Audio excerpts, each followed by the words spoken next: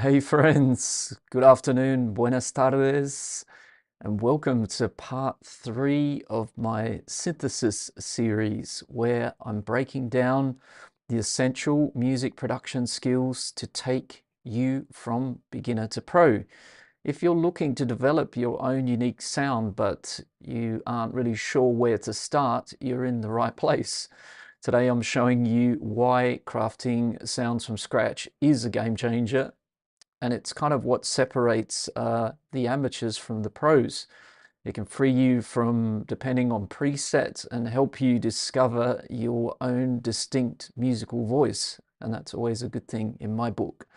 We'll be diving into essential synthesis concepts like the different types today of synthesis we have available in our locker in Ableton Live, further modulation possibilities, and I'll show you exactly how to shape those different types of synthesis to create the sounds you hear in your head. So if you master this skill, you will see amazing results. Your productions will stand out and you'll be creating the kind of unique sounds that catch your dream record label's attention.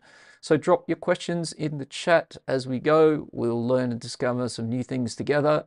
And my goal, as always on the channel here, is to help you to become a better music producer. So without further ado, let's dive in. Actually, just before we do that, let's quickly recap what we've covered so far in part 1 and part 2 of this synthesis series. In part 1, we explored the fundamental building blocks of synthesis. We learned our way around what are oscillators, filters, envelopes, and the basic signal flow. We can tie that to subtractive synthesis, the building blocks of synthesis.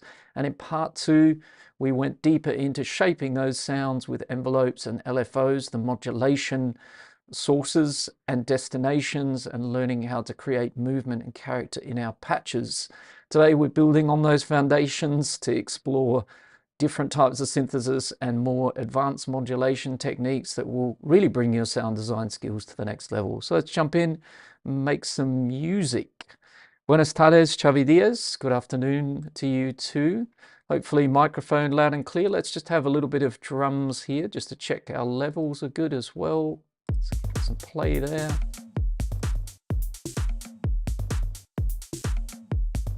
We can boost our signal a little bit, but once we get a few more things in, we'll be good to go there as well, I imagine. All right. So we don't want to get too tired of those drums. They're going to be there today for some context as we work our way along, but just thought we'd throw them in there now as a starting point to test things out. So different types of synthesis, a bit more modulation action, building on from part 2. So let's maybe start with, I think what I was thinking to today is kind of build up a little bit of a mini track idea, and we'll kind of make the parts of the track, bit of a lead sequence or an arpeggio or something like that, a bass line, a pad chord kind of sound, and we'll use that as the starting point. Maybe we'll add in some extra sort of melodic detail, but we'll kind of work on making those sounds, and we'll use some different types of synthesis for that. So last week, if you were joining the stream in part 2, we kind of finished off looking at wavetable synthesis as it was a good example of modulation possibilities. Andy B, howdy from the UK. Howdy to you too. Hope you're doing very well. Adrian Dantas, great to see you again. Look at that. We've got Brazil, the UK, and I know where Xavi Diaz is. He can put that in the chat if he likes, but that's great. We've got 3 countries, and I'm in Ibiza in Spain, so that makes 4. So good afternoon to you all. Welcome to part 3. So we kind of covered so far in the types of synthesis.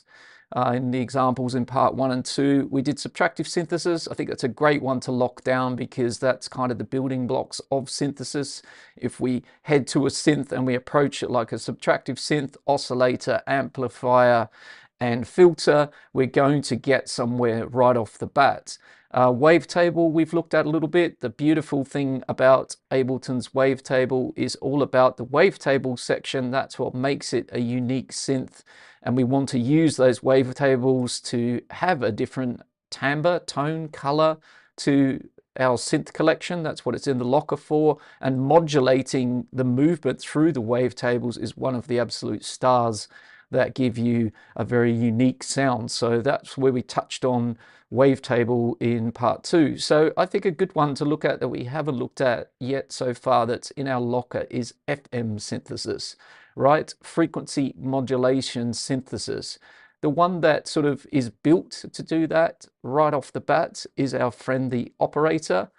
And if we just switch on this operator here, if we look at operator, the basic sort of sections of the synth, it's always a bit of one of these ones, an intimidating looking synth a little bit, I think, but it's very powerful actually under the hood, and it's well worth learning how to get the sounds out of it that you want. Andy B on a train in London. Okay, well, hope you enjoy this stream whilst you're on the train there. Okay, so the operator.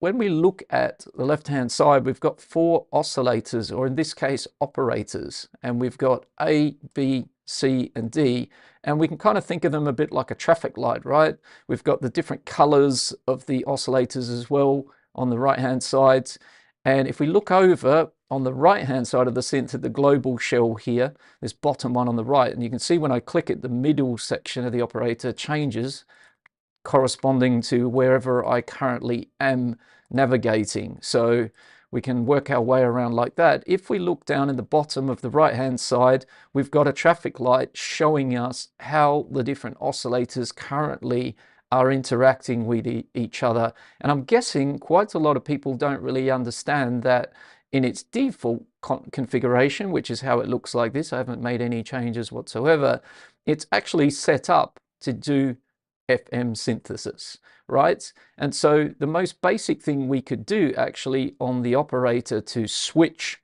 2 types of synthesis we're already familiar with is to change this traffic light.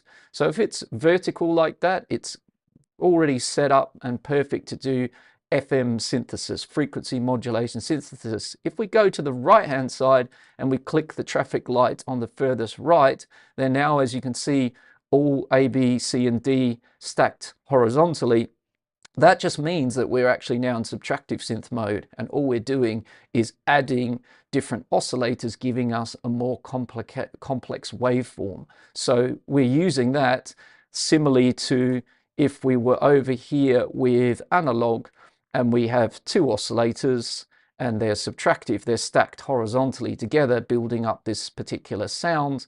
Well, the operator is now going to be doing that. So let's maybe, just so we can kind of visualize this a bit, let's maybe grab a couple of tools that we can do that with. So maybe we'll just pop in and grab ourselves a couple of little visualizers. I think all we really need is an oscilloscope. So maybe we'll just look for that directly. Let's bring up an oscilloscope. Handy little tool to have one of these around. In part 1, I believe you will find the link in the description to this one. It's a Max for Live device. What I love about this one is we can expand it, which is great, and you can drag it around, and you can actually resize it as well and move it around in your browser. So it's got this kind of floating window, which is quite cool. So if we look at operator, let's arm our operator track over here, track 11, and we're just going to play a note here, and we can kind of see we've just got a basic sine wave, which is oscillator A at the moment, and I've kept things in subtractive mode. So if I was to, you can see B is already turned on. We haven't needed to switch it on, but what we do need to do is bring up the level on it. So if we bring up the level, all we're actually doing at the moment is just stacking 2 sine waves, and if anything, all I've done is make 1 sound wave louder, which isn't really that interesting. But if I change the pitch on the left here, this coarse and fine, then we're starting to get different tones. And if we carried on adding C and adding D, we actually have 4 oscillators here, and so we could build quite an interesting waveform as a subtractive synth. So already operator, quite powerful even as a subtractive synth. It's giving us 4 oscillators that can have all different waveforms, and if we open up just one oscillator's waveform, we see we've got all sorts of sine waves, all sorts of sawtooths, square waves, we've got triangle and noise. So we've got quite a lot of options in the locker to build an interesting subtractive sound. But that's not the aim of the game here today, because we understand that we can do subtractive with operator, and we can now see that it's interesting because we could stack 4 oscillators together and make an interesting sound. But what we're actually kind of wanting to see today is its default, which, as I said, if we go back to our traffic light here and we put it in the traffic light that's vertical, we're now talking about FM synthesis. Now, what is FM synthesis? Well, FM synthesis is basically the operator, as the synth is called. We have operators. Another way to talk about these oscillators, they're operators. And what we have is what we call a carrier and a modulator in FM synthesis. And the carrier is our bass, like the tone that is the starting point, and the modulator is the oscillator that will then modulate that starting point. And that's what FM synthesis is about. It's about controlling the pitch of one oscillator with the frequency of another. And maybe some of you who might be like me, you might be a bit of a synth nerd, perhaps you might know one of the most famous FM synthesizers to ever exist, that absolutely was a revelation in the 80s, in a lot of the 80s big hits and big tracks that we're probably all familiar with from that time of music. There's a FM synthesis that sort of dominated during that time.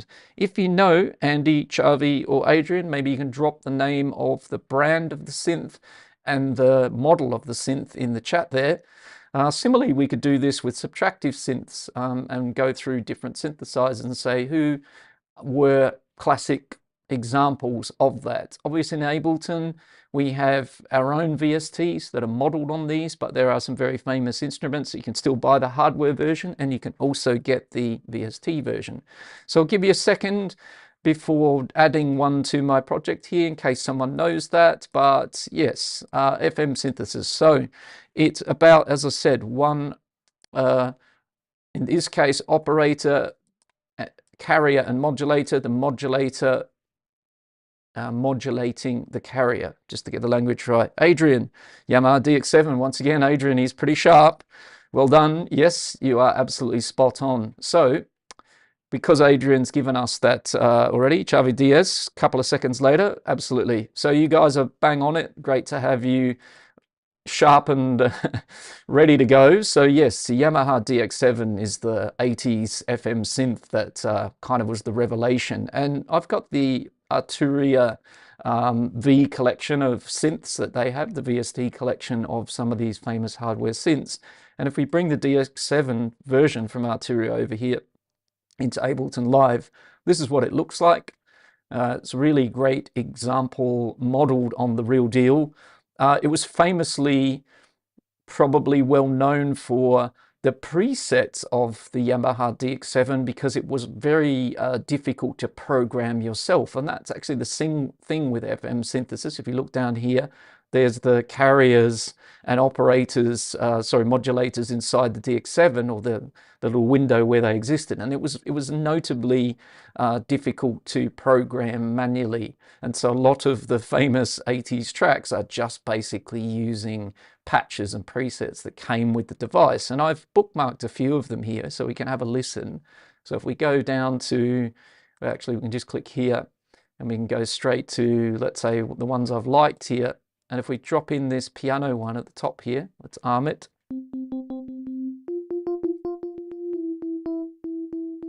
So hopefully you can hear that okay. We might just boost again our signal a little bit. Remember to turn that down a little bit. So we've got this kind of piano sound.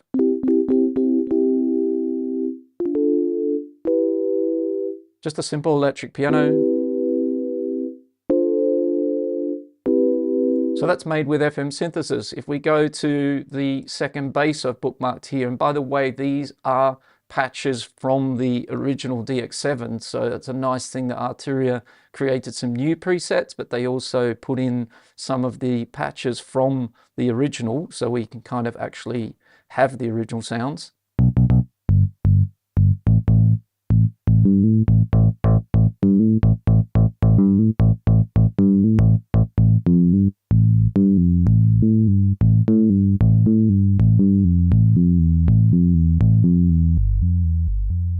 So you can hear that's kind of almost like a really convincing guitar bass. What else have we got? Okay.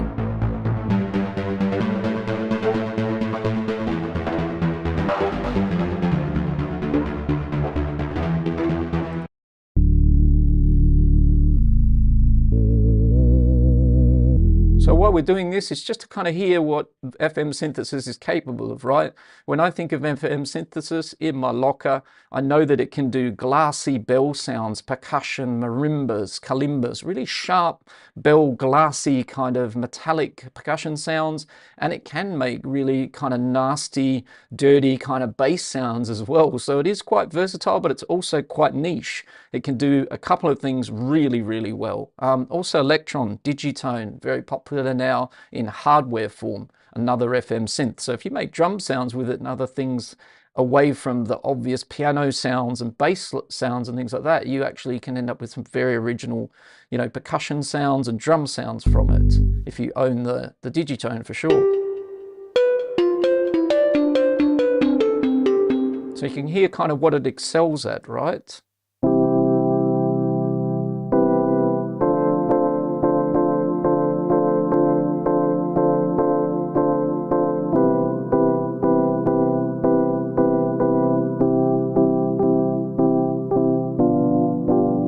Okay, the bells, this one's a classic, another one from the 80s.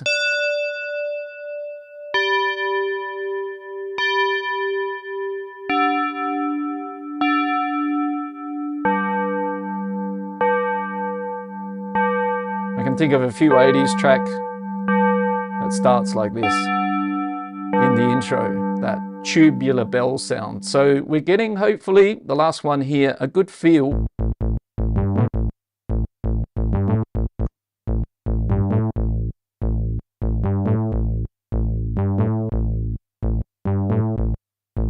We're getting a good feel for kind of what it's capable of. So I'm not trying to sell you the Yamaha DX7 or the Arturia V collection, but I must admit, big compliments to Arturia for their V collection of synths and the constant development of that area, because their hardware emulations of a lot of these great original, you know, groundbreaking devices are really good. They sound great, and they add extras to those devices. So actually in the synthesis VST world, you get more under the hood than you would if you went out today and bought yourself a second-hand Yamaha DX7, which I think are back in vogue since a while. They started to go up in price again because people were wanting to have them in their studio. Adrian, indeed, synth nerds of the world unite.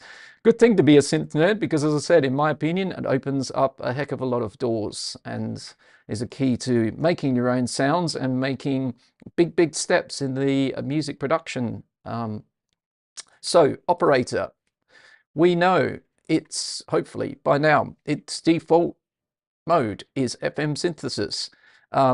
We can see the traffic light system. So one of my tips for working with FM synthesis, back with the operator, so we just got this nice clean tone. As I said, nothing's going on at all because we haven't started modulating our carrier yet. Oscillator A is the carrier, B would be the first modulating synth. So one tip is actually that you don't really need a filter. In a subtractive synth, the filter is really important for shaping the sounds. In FM synthesis, it's important, but further down the track. So we can actually switch off the filter in the operator. And kind of the next thing, it helps you understand a little bit about the basics of it, which is to start by bringing up the level of B. So we're going to ask B to start modulating A.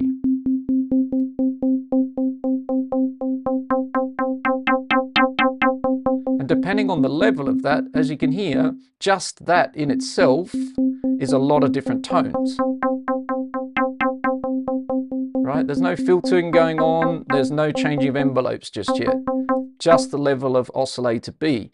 Now the next thing you want to look at is the three tools that we learn in subtractive synthesis. So we've got amplitude, or the level of the oscillator B, our modulator. We've also got its ADSR, so this is the envelope of that, and it's got its own envelopes. This is another thing that's really important here in operator, is all of these oscillators, they all have their own ADSR. So they're not governed by one global amplitude envelope, which in the case of analog, we kind of are. We can also have independent envelopes, but generally we start working with maybe two oscillators, an interesting waveform, but we're going through one volume envelope. That's affecting currently both oscillators together. Here in operator, we've got a much more independent workflow going on here. So the next thing we could adjust would be the ADSR of that the modulator. Sorry if I mix my words a little bit, but bear with me on that. But the other important thing is the tuning. And you'll notice with operator, it's a little bit different. It doesn't talk about semitones or tones. It talks about coarse and fine. And you can do, if you wish, a bit of learning with this by sort of coming and putting something like a tuner behind the synth. Let's say we turn off oscillator A for a moment, or we're going to need oscillator A in this traffic light system. So let's say if we switch it to subtractive, we could now say just B, and you can see B is giving us a C. I'm playing a C, it's giving me a C, but if I move the coarse tuning, okay, and I move it to, let's say, 3 over here, you can see it's now G, right? So if you're trying to understand sometimes what the coarse tuning is doing, you can put the tuner after the synth and do what I'm doing here. So you can see that 4 is an octave higher. So 4 is the C, but an octave higher. 0.5 is a C lower. The C of the same note I'm playing, so middle C. 2 is giving me, well, 3 is a G, 2 is a detuned C, still a C, and then we go up, and you can see now I'm getting E, A sharp, etc. So that's a good thing to understand what's going on with the coarse tuning. And fine tuning is like, think of it, cents between a semitone and an octave. So if we put it back to 1 here, we play our C, you can see we can go all the way there, right the way up to the octave higher, right?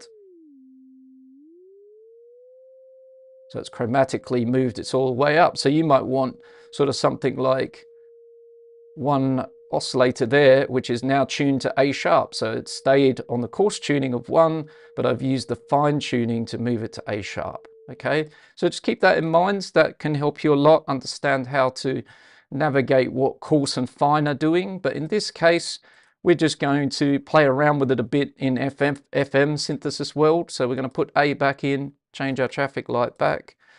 Adrian, synth nerds of the world. Yeah, Top Gun used it in the intro, absolutely. Yeah, I can think of a couple of other tunes. I think the Tubular Bells you're probably referring to. So, all right. So here we are again, back here with our level B introduced. Now we're going to move the coarse tuning a bit.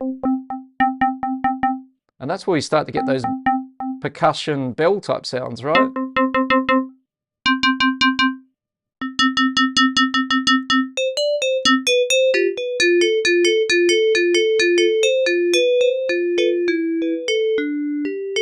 And it's quite pretty, right? And that is just nothing, no filters, nothing fancy, straight out the box, just paying attention to the traffic light, paying attention to the level of oscillator B. And there's lots and lots of tones in there, depending on what you're looking for.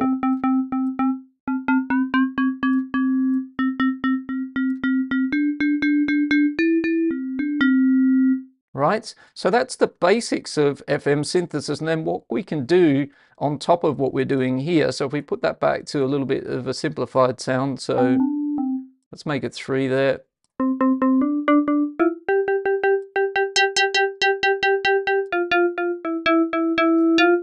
Okay, and then we could play around with the good thing about the operator's FM synthesis isn't the case with every. I'd need to check it on the DX7. I think the original, it might just be that the waveforms are only sine waves. So you're modulating the carrier with a sine wave. Well, we in the operator world don't have to live by that. And so we can actually start changing the waveforms around. So we could make the modulator a sawtooth, or we could make the operator, the carrier, a sawtooth. So let's say we make the carrier, oscillator A, a sawtooth. Now we're modulating that sawtooth with a sine wave.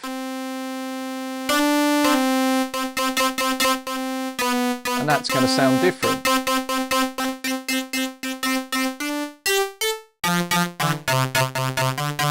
And you can see my waveform is quite different because of that. And if we flip the script on that, if we go back to a straight sine on A and we change B to a sawtooth, now the modulator is a sawtooth modulating a sine wave. Now that doesn't sound as different, right, to what we had with two sine waves. It's pretty similar.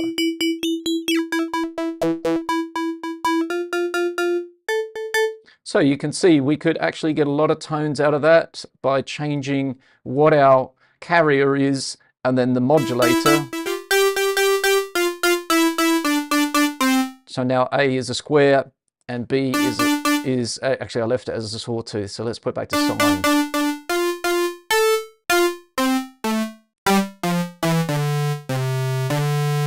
So quick little trip around, and then we can start with another oscillator, and that's then modulating. C is modulating B, and then B is modulating A. So hopefully you can start to see that the things can get pretty complex pretty quickly. Level, tuning, waveform, envelopes. So again, if we wanted something a little bit different here, we could have oscillator oscillator A. It's a pretty big envelope, like as in it's a full envelope, full sustain, fast attack, little release. And on oscillator B, the first modulator, we could make it a really plucky envelope.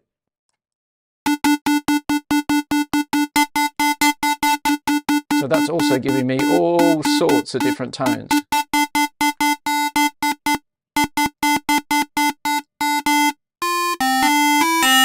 Right, so that's a little look at FM synthesis, how it functions. If you've got any questions about it, drop it into the chats. But essentially, that is the building blocks of FM synthesis. Operator, it does it by default. It's set up, ready to go.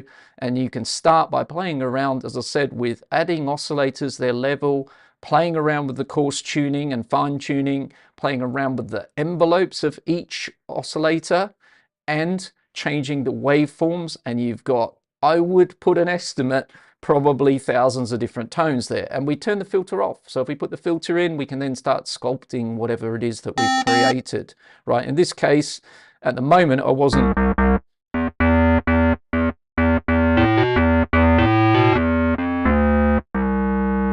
trying to make a specific sound yet.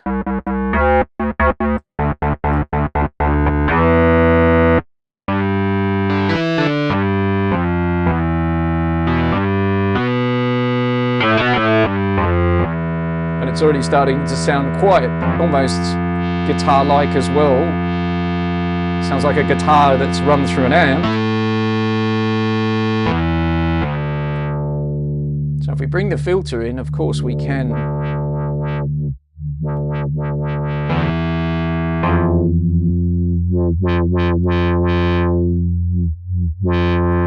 So I think that's the thing with synthesis. When you start playing around with this, just with the basics, which is always a good place to start, don't run before you can walk, you can start imagining all the different little tones you can get going on, and there's no effects applied here. Again, it's just the synth and it's just working with the raw materials here. But I could hear something pretty cool about to happen with just that combination that we've got here, and it's again the tip of the iceberg. So as I said, if you've got any questions, throw them in the chat. That's Operator in its FM synth mode.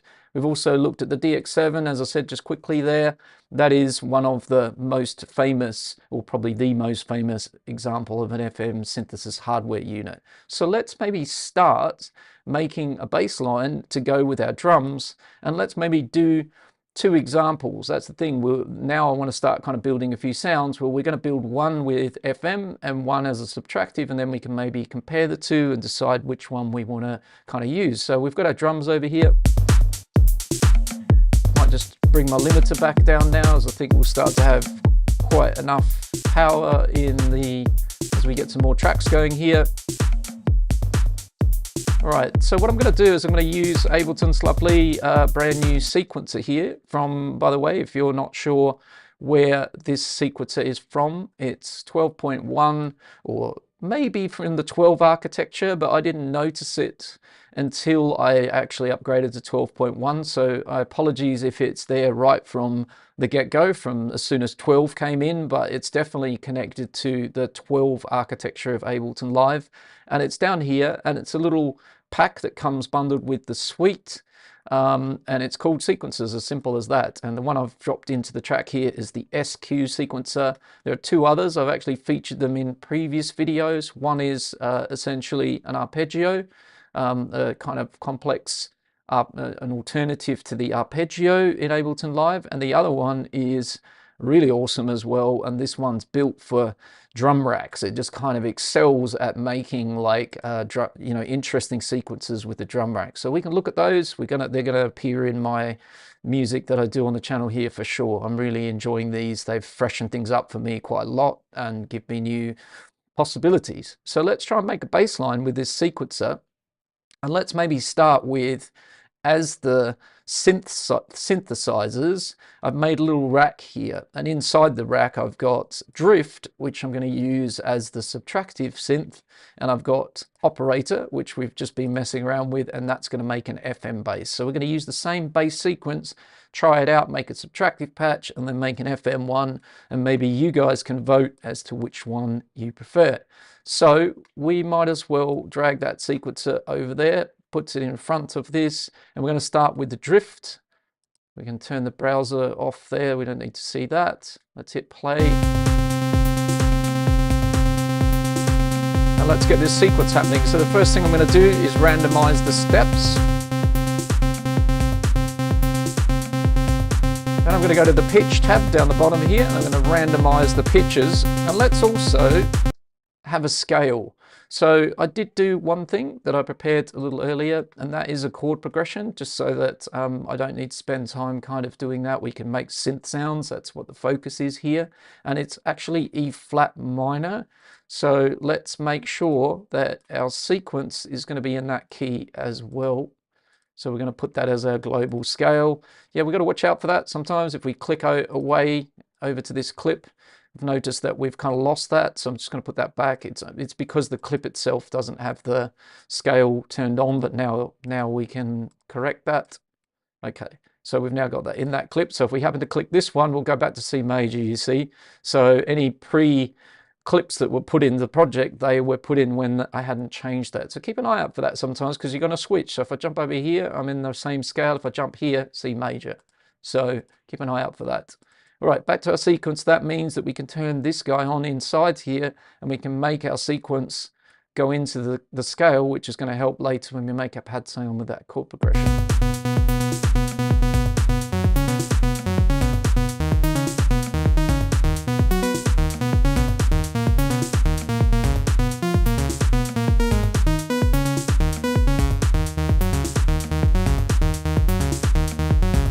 Okay, let's play around with the velocity for these notes.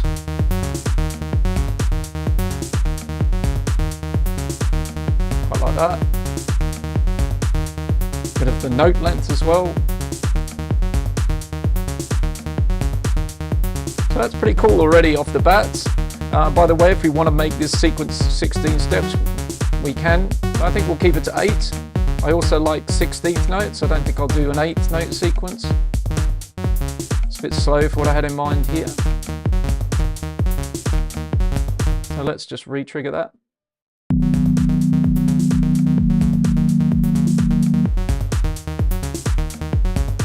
And now let's work on our drift over here. So we're going to use drift. It could be analog here, but this is the drift. Drift does subtractive synthesis again really, really well. We've got 2 oscillators. We've got let's say I kind of think of the drift a bit like analog modernized. There are differences. The drift has the concept of analog hardware synthesis drift, the oscillators drifting apart from each other with a bit of, interesting tuning with a real nod, a doff of the cap to hardware synthesis. Analog doesn't have that. The drift offers us this little waveform window down the bottom, which is really quite cool because we can kind of see what's going on when we play around with these different oscillators. And that's the thing, we also have a couple of different oscillator shapes to analog. Analog sticks to sawtooth, square wave, noise, and sine. Here we've got triangle again, which we don't have in in analog. And we've got a couple of really interesting shapes, sawtooth, and a couple of different square waves, what we call a pulse wave, a more narrow square, and then the wider square. So we've got more options, and we've got a second oscillator, and we've got a noise oscillator, and we've got a pitch envelope in here. So there's some quite cool things. Doorless House Music, how you doing, my friends? Morning from the US. Good morning to you as well. Good afternoon from here. Hope everyone's doing good. Great to see you all in the chat there. Part 3 of synthesis here. We are now going to build a bass patch here, and we're going to use drift first to do it in a subtractive synth way. So let's get our sequence rolling again. You're getting a little preview for those chords, but we'll get to them in a little bit. All right, so let's play around with, first of all, the envelope 1 of this drift. And this is the thing, once we understand like part 1 of synthesis, where I'm going to go, oscillators, envelopes, filters, to start shaping this sound. So I'm thinking straight away, I want to hear this as a plucky kind of envelope.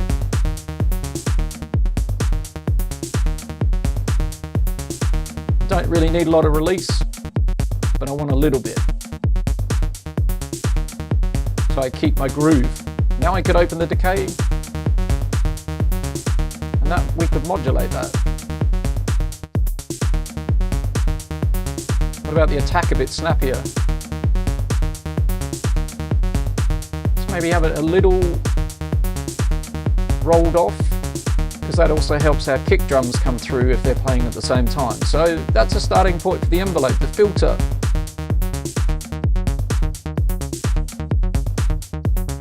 Right, so we've got plenty of movement on the filter, but let's now look at our oscillators a bit and look at what we've got. So we've got this shape down here, which is the combination of our sawtooth in oscillator 1 and oscillator 2. So if we switch off 2, we've just got our pure sawtooth, which we can also modify here.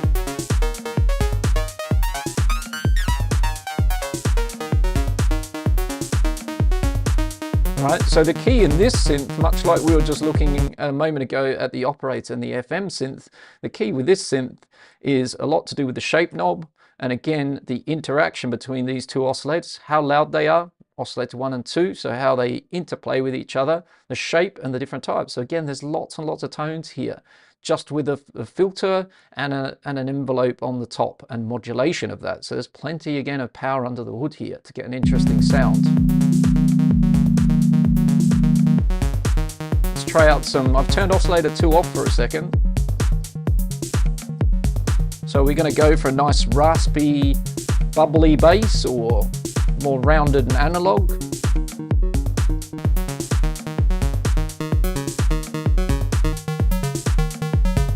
Or maybe a square wave.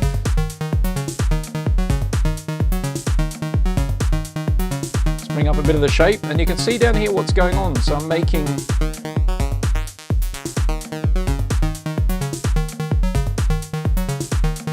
okay, let's bring in oscillator 2. So that's layered 1 octave lower, so you can kind of hear that. It's beefed that up quite nicely. Let's detune it a bit. So we could go positive detune or negative. It's just tuning it slightly different to oscillator 1, so that can kind of thicken the sound a little bit. And if we move the volume around, no oscillator 2, more oscillator 2. So maybe we want to boost that. That's quite nice, right?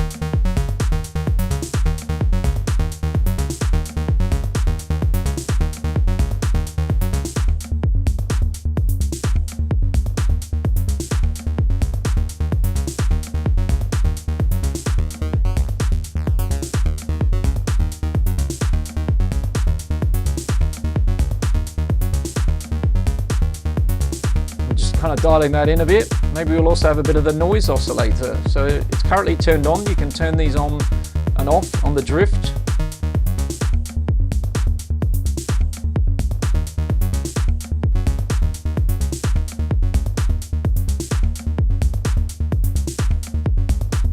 And it's kind of helpful because it's really helping me feel how much I want of this higher oscillator 1, which is an octave higher, and it's giving me the real kind of harmonics.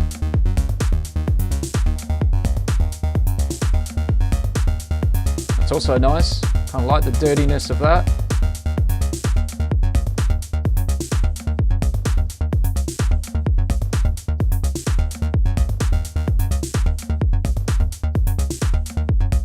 Let's try a few of the other ones.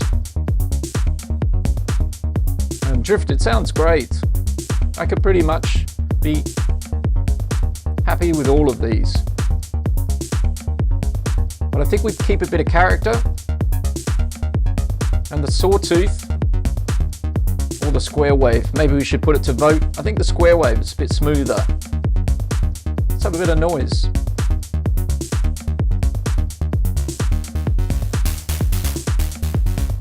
Let's not have it that obvious, I'm just pushing it so you can hear what it's doing again.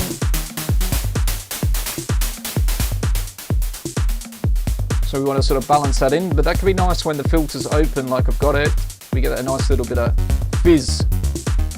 So let's have it just so we notice it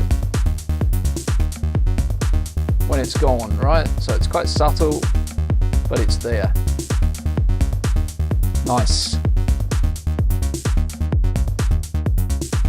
So currently what we can see on the drift out of the box is down here on the filter section. We've got a couple of types of filter, which can be interesting to play around with it. We haven't unpacked key tracking yet. Maybe that's for another day.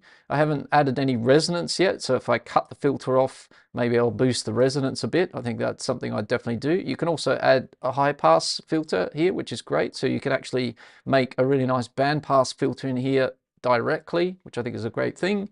And then down the bottom here, we can kind of see that by default, frequency modulation, the modulation of this filter frequency knob, is being controlled currently by envelope 2. So you can kind of see that you can click in there and you can say, oh, well, hang on, I'd like to use envelope 1's shape or an LFO or some of your other kind of controls, like such as key tracking, velocity, mod wheel pressure, slide. So right now, envelope 2, this envelope down the bottom here, this shape, so if we click down here, we see this is envelope 1 when we click here, or you can do it here. Envelope 1 is my plucky amp envelope currently, and 2 is looking like this. So this is controlling the filter frequency every time a note goes on and off in my sequence over here, when this, what happens around modulating around that filter frequency. So let's say, I'm just going to move my pad stuff down because that's going to keep triggering, and we're kind of keeping that like a Christmas present for later to open it up. So if we move our cutoff, let's say we bring it to say 1K, let's try filter 2, not too big a difference at this point in time. Let's have a bit of resonance.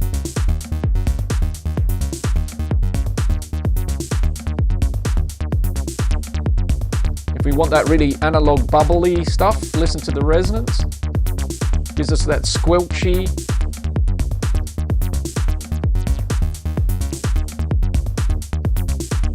Which I quite like, a little bit of resonance, quite a lot of resonance there, just to give us that little bit of bubble.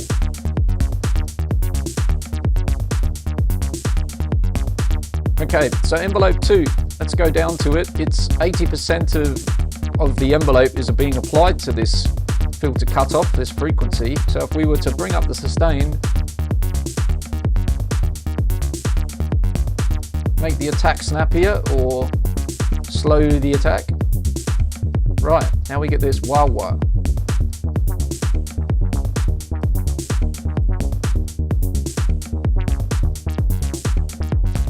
So you can hear the envelope working at opening and closing this filter frequency here. Very fast.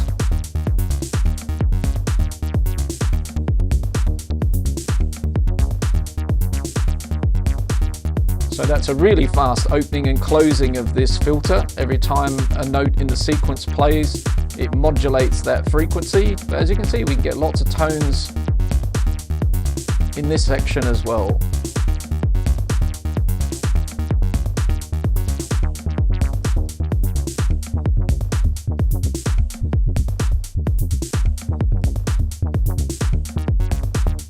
I'm going to set it up pretty much like it was. I think it was working quite good as a faster kind of little bit of modulation around on the filter frequency. So if you've watched part 2, that should make a lot of sense. We're using envelope 2 here to control. Again, we don't get a visual like the wavetable. We don't see this filter frequency moving around, but we're using envelope 2 to just wobble around a little bit of the cutoff that I've chosen there. So every time I move the frequency to wherever, it's modulating around that frequency, and it's envelope 2 that's doing it, and the envelope amount here.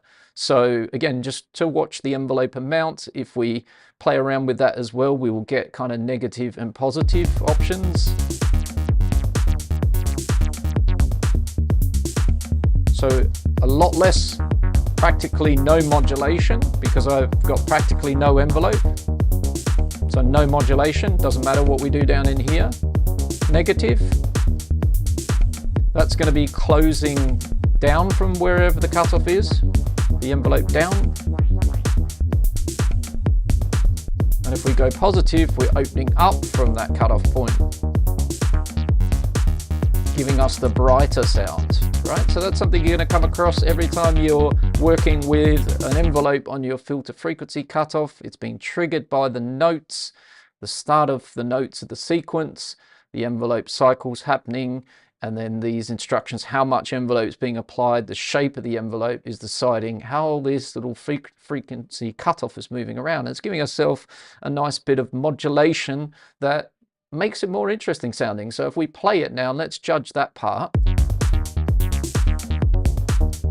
That's what it sounds like with no modulation, right? Just me moving the cutoff with my mouse. But if we put the cutoff here, and we give it some modulation, it brings it to life. So you can start, hopefully, with that example.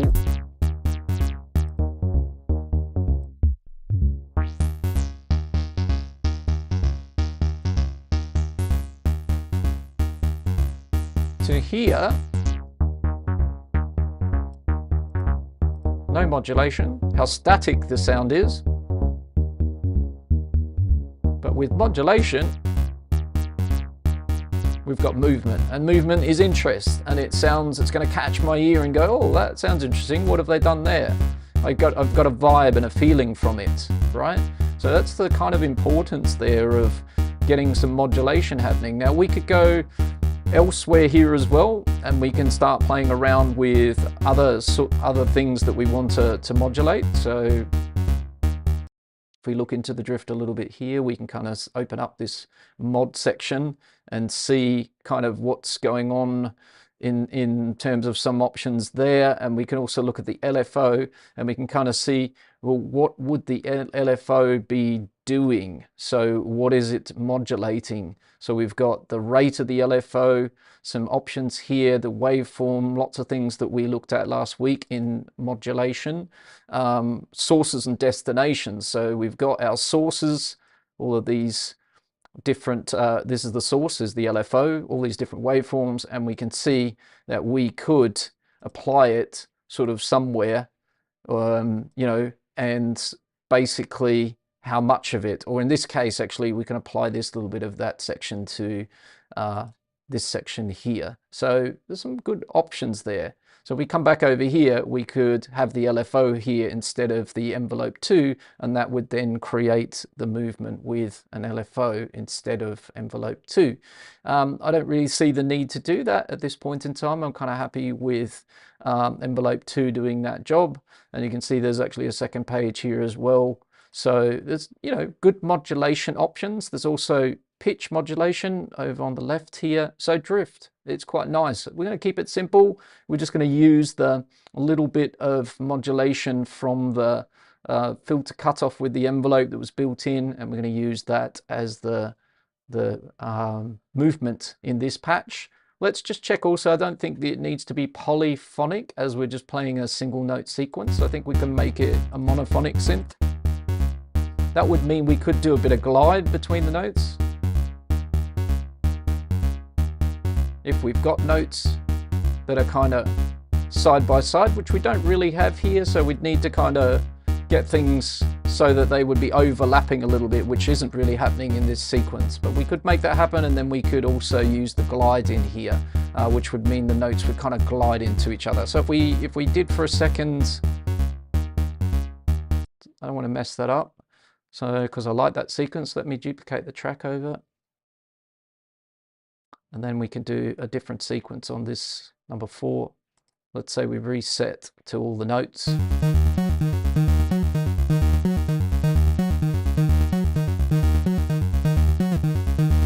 Now you start to hear a bit of glide, and if we go to the length,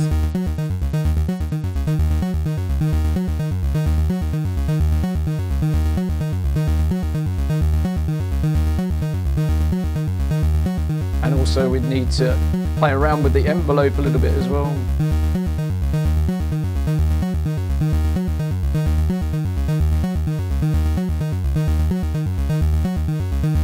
I'm on the wrong envelope, so that's something you have to watch out for sometimes in this synth. I'm on the envelope 2, filter envelope.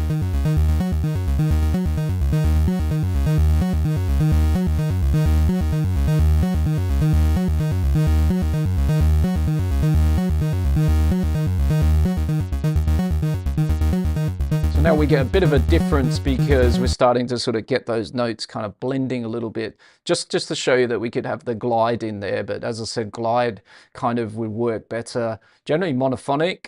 Portamento is polyphonic glides, but that's maybe for another day. But anyway, glide, we can kind of make the notes, as I said, glide into each other, and overlapping legato or changing over together is going to make that kind of make most sense, which is what I was trying to do with the second sequence. But let's get back on track with what we're doing here, which is we have this so far. Just going to check in the comments for a second. Adrian, as you adjust parameters, my mind immediately goes into imagining mapping them into a rack so they can be tweaked. Absolutely, my friend. Yeah, and also automation. So if this is a track that you're, producing now, in the same way you might want to have all of that on a MIDI controller to perform live with, you also want a lot of these things to be automated so that this synth comes to life over time. So the drift is actually quite simple, but I would automate further things on this synth to make it even come to life even more. But I wanted to keep it quite basic so that we just touch on making it move a little bit, so it's a bit more interesting than would have been if we didn't. But we're not going to go too hard on that. That's coming up in a moment where we are going to dig into the meld and see how that works. So we've got a basic subtractive bass line sequence with the drift.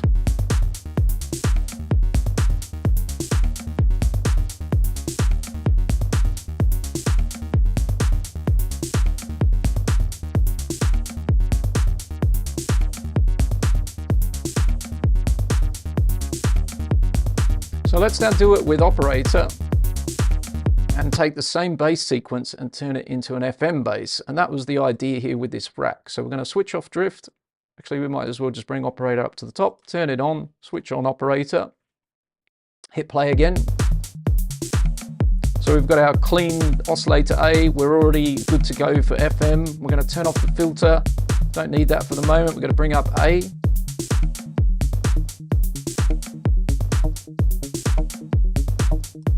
Our first modulating oscillator.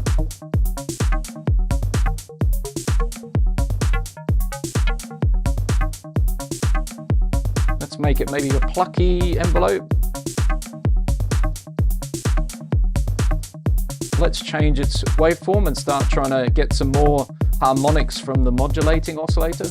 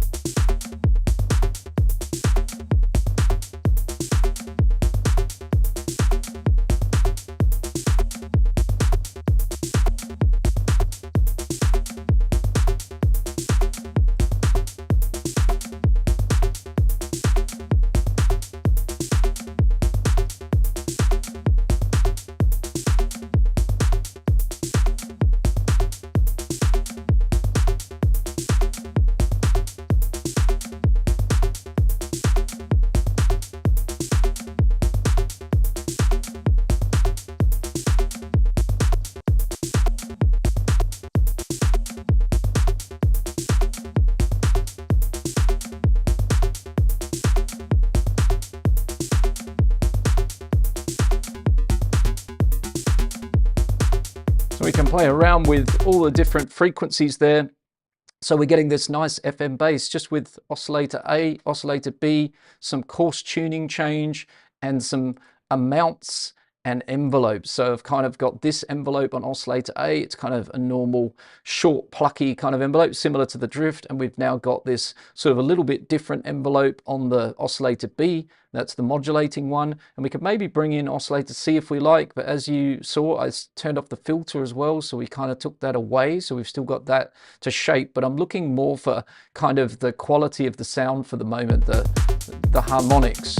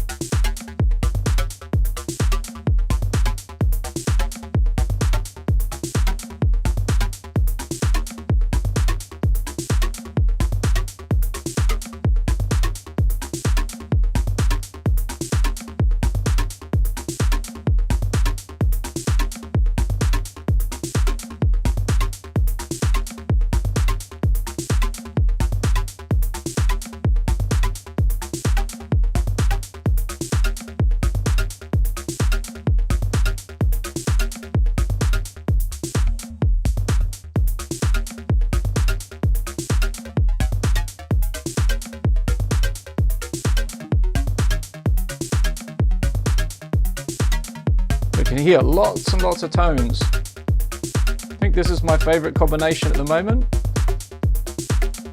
Just a little bit of oscillator C.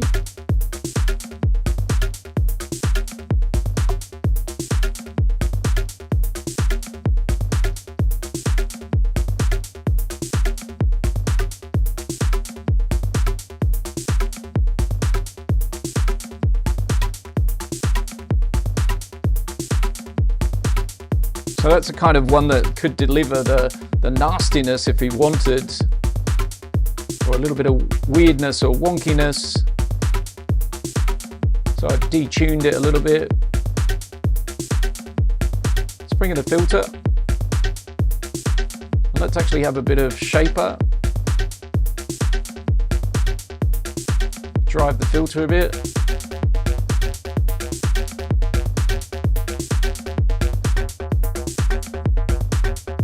Look at the filter envelope.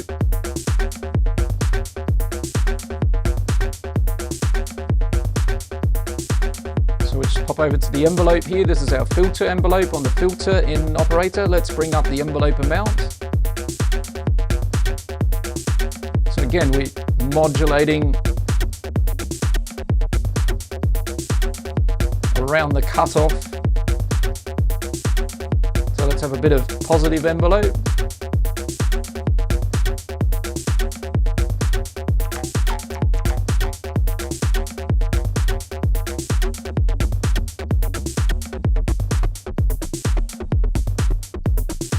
Nice. Can get really nasty down there, filtering the bass right away.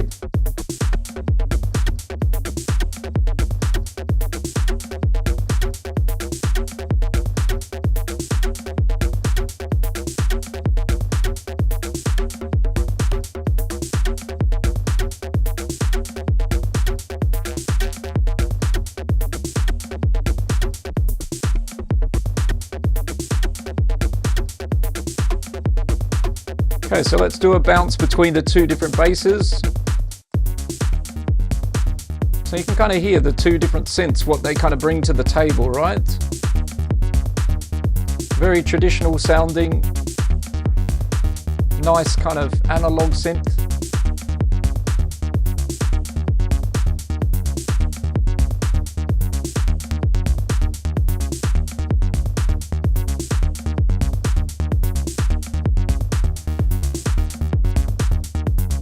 And then we've got a more kind of modern,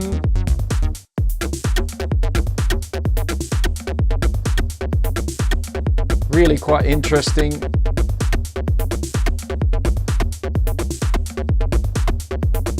FM bass, same sequence. I'm kind of drawn to the FM synth for me because I think for a little bit more interest here, I've got a more unique sounding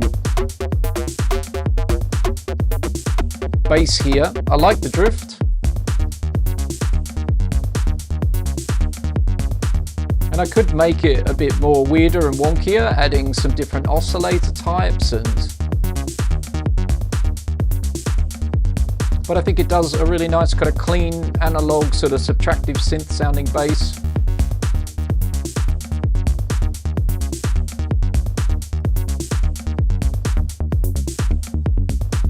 Like that, really nice kind of rounded.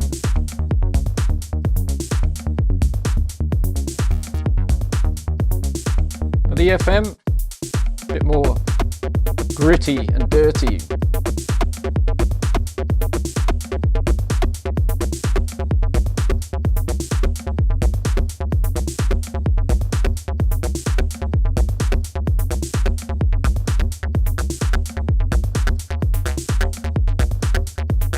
So I'm going to make the decision to roll with the FM bass as the bass line for now. And we've got two modulating oscillators and a carrier that's being modulated by B. C is modulating B and B is modulating A.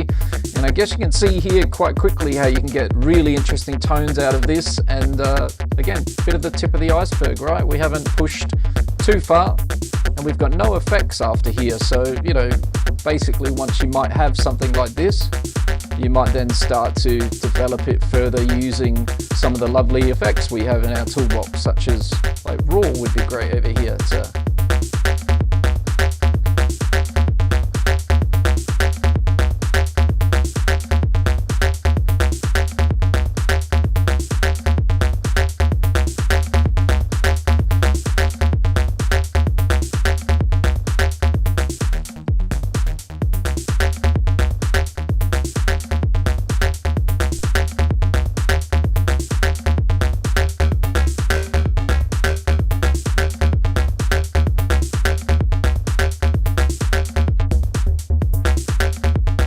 yeah, so we can have lots of fun like bringing more tones out of this FM synth, right? With some effects post. But the whole idea was to kind of get, again, what we're kind of trying to look at here. We're making these sounds from zero. We're trying to look at what can we do when we're doing that. And I'm teaching you step by step how we can kind of start making these sounds by ourselves. We're trying to avoid the processing right at the start because we're trying to do as much as we can in here to make the sound interesting by ourselves before we then move forwards and do that. And as we work along today with the next patches, you'll kind of see again that more and more that we can do a lot inside the synth itself before we reach for the effects. So again, I've done no modulation here apart from the FM part, that is the oscillators.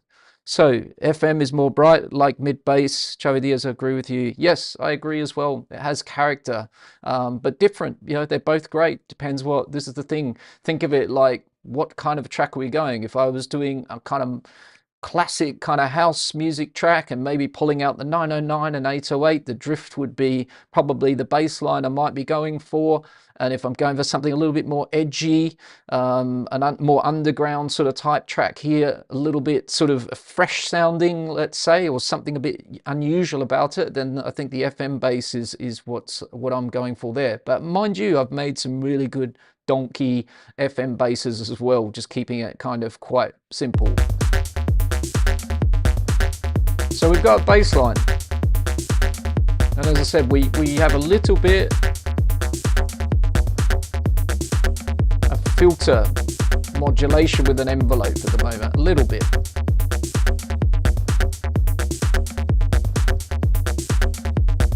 Got a little bit of filter envelope on the cutoff.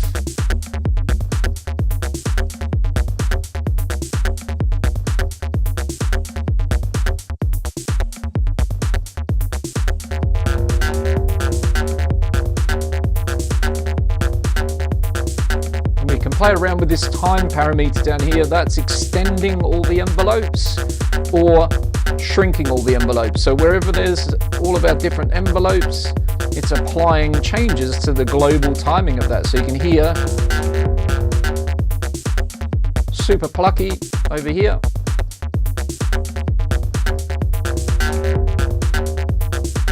And I'm going to make one more change. I'm going to pop into here as well, into the central page of the operator. And again, I'm going to change this to a monophonic synth, so just one voice.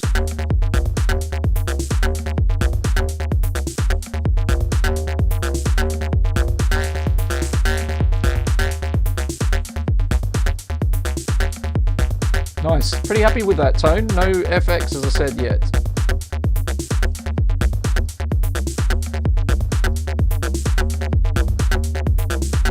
There we go.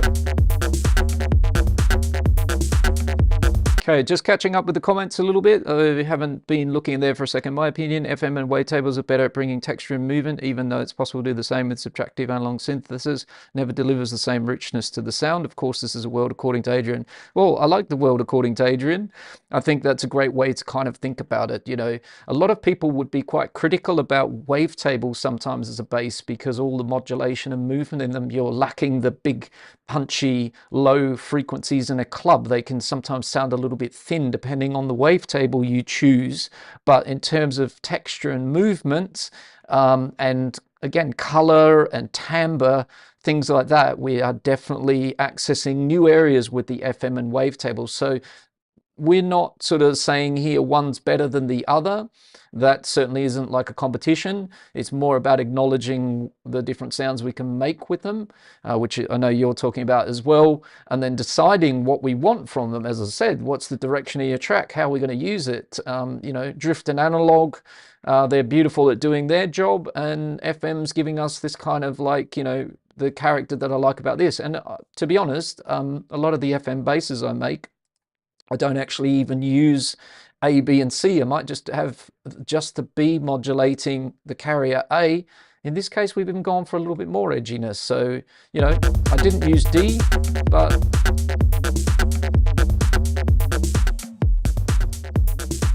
all right, so let's bring in our next track. We've got this kind of pad chord progression. So let's kind of work with that. And I think what we're going to do actually is let's make another track over here, another MIDI track, and let's bring the chord progression over onto that MIDI track. And on this one, let's make something like a bit of a lead sort of sound that's going to play around the bass and around the drums, but we're going to break up the chords to do that. And again, we could choose a bunch of different synths to do this. So maybe what we'll do is we'll leave the pad chord. We might do a comparison between Meld and Wavetable, and Adrian's what he just dropped in the comment there will absolutely come into play with the chord pads, with the Meld and Wavetable. Maybe for the lead, perhaps we'll do analog, or we'll do wavetable. Maybe we'll do wavetable there. We might have more instances of wavetable than just one. I'm going to drop that on this new MIDI track. And on this new MIDI track with the chords here, let's start by kind of transforming them a bit. Let's arpeggiate these bad boys. So what have we got? If we hit play, so let's arpeggiate them.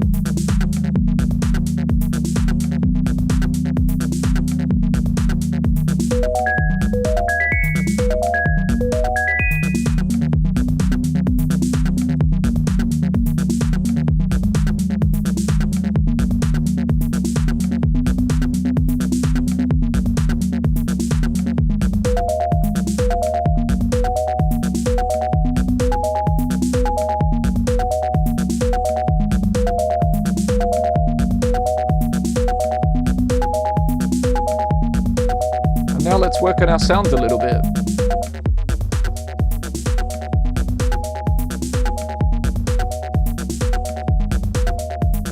Just going to pop over to my bass.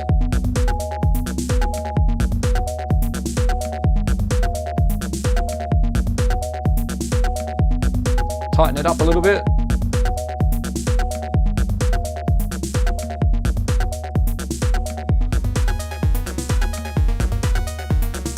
And let's maybe again, it's a shame to stick with the basic shapes because we could have analog here if we're going to do that. So let's get stuck in and try and find something interesting like a wavetable in here.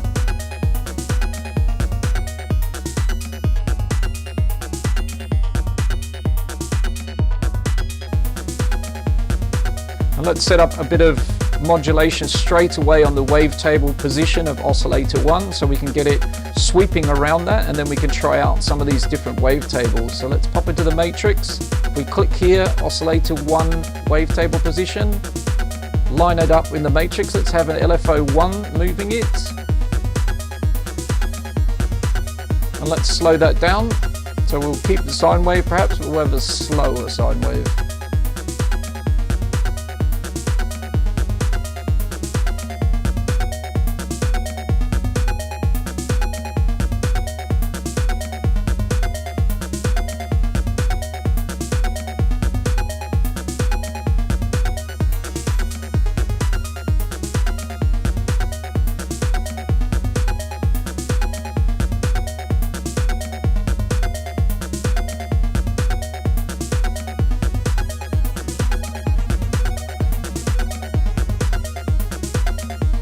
Right, so let's cycle through a few of these.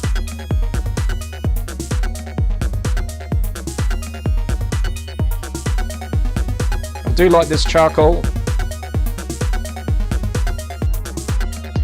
Yes, Javi Diaz, me too. There's a lot of great, very fast workflows in terms of the new MIDI tools from Ableton Live, absolutely.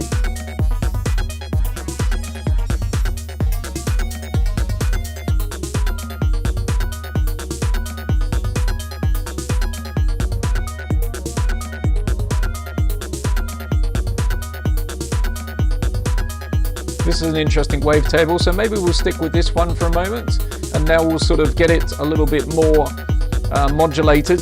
So we've just got this sine wave at the moment, LFO1, cycling through the wavetable at this rate of 1.4 hertz in frequency. So if we slow it down,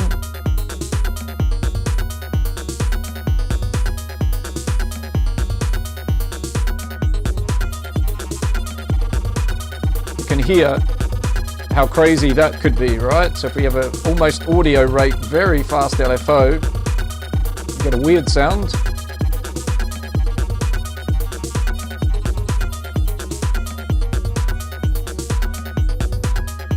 I think I'm going to keep it something like this, so it's quite pretty. So again, could be monophonic. Let's keep it poly. And now let's work on our filter a little bit, and let's also maybe already bring in oscillator 2. Bring down the volume of 2.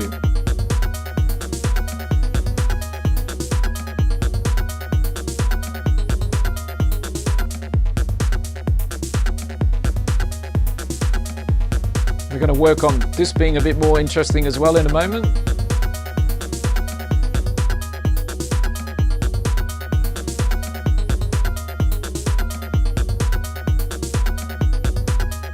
So let's say maybe we have on modulation side of things with oscillator 1, let's pop over to the matrix and let's maybe move the panning around with the same oscillator, which is a nice kind of not too fast, not too slow.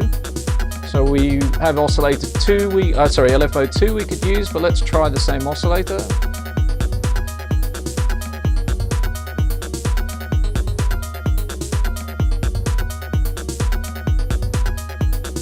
Let's work on the frequency a bit.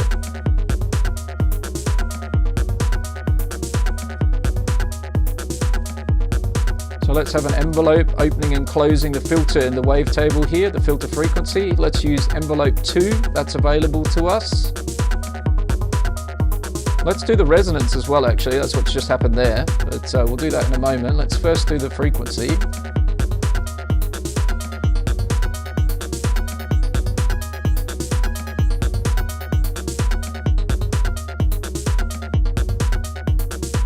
We could have the resonance also modulating with the same envelope, or again, the LFO. So let's try the LFO maybe, LFO1.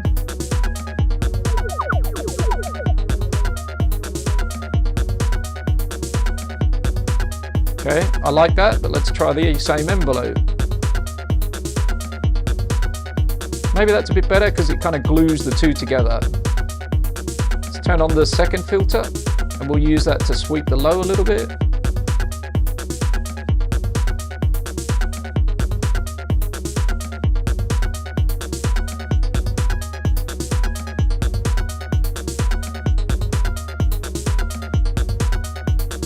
Just going to check where my notes were here, and they are, could maybe try octave higher.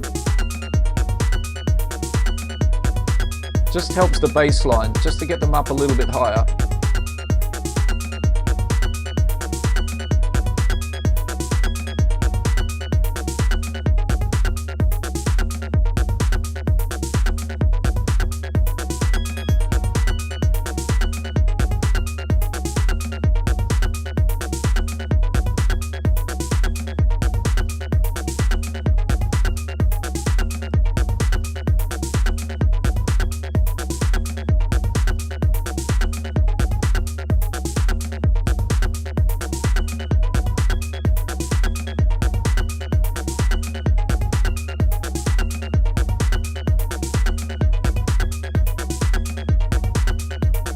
Okay, now let's work on oscillator 2 a little bit. Let's maybe turn it up till we find the sound we'd like it to be. So again, let's use some interesting waveform to layer with our 1. Let's detune them apart a bit.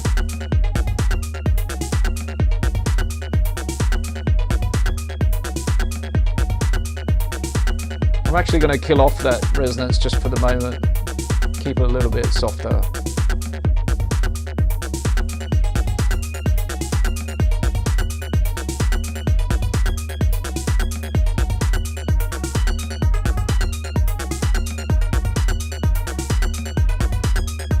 Let's modulate the wavetable position of oscillator 2 with the same LFO as oscillator 1.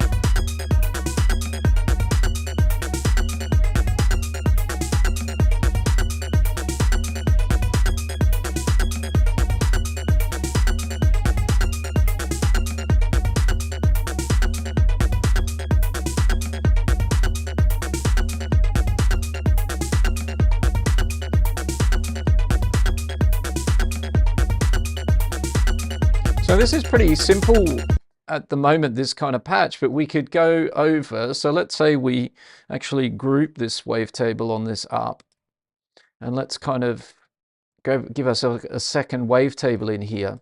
And on the second one, let's do a few things a little bit different. So let's say on this one,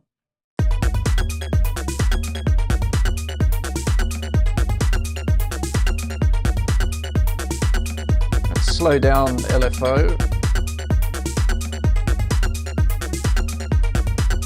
And let's have LFO2 something like a random or sample and hold waveform, and let's try applying that to a few places, and let's maybe make it a bit faster as well. So instead of LFO1 modulating the frequency, so at the moment we've got this envelope, right?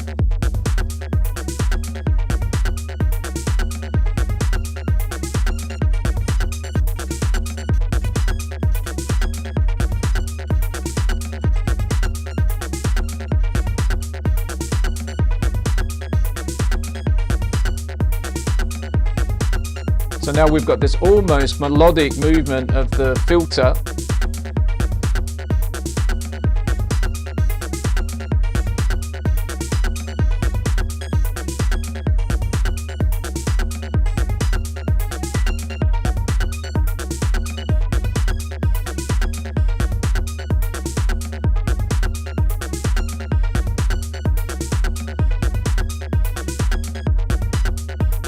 Try that sample and hold envelope.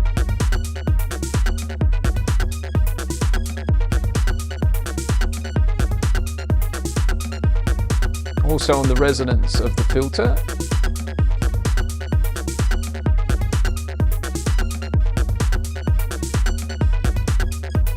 And if it's a bit too weird and wonky, we could note sync this because it's in frequency at the moment. So if we were to change this and make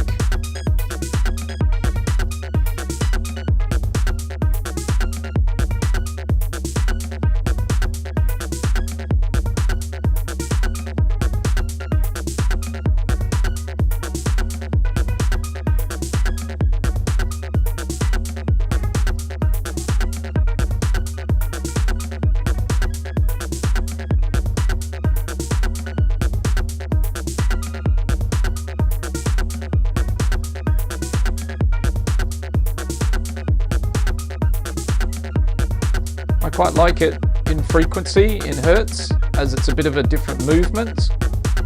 If we make it a square wave LFO2, it would be more consistently glitchy and choppy, this movement.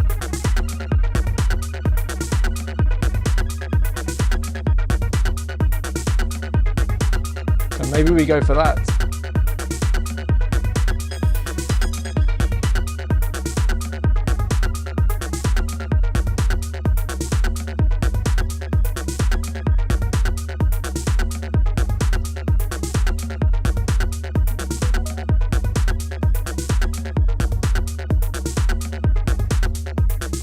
So again, we're sort of starting to get a bit of shape going on here.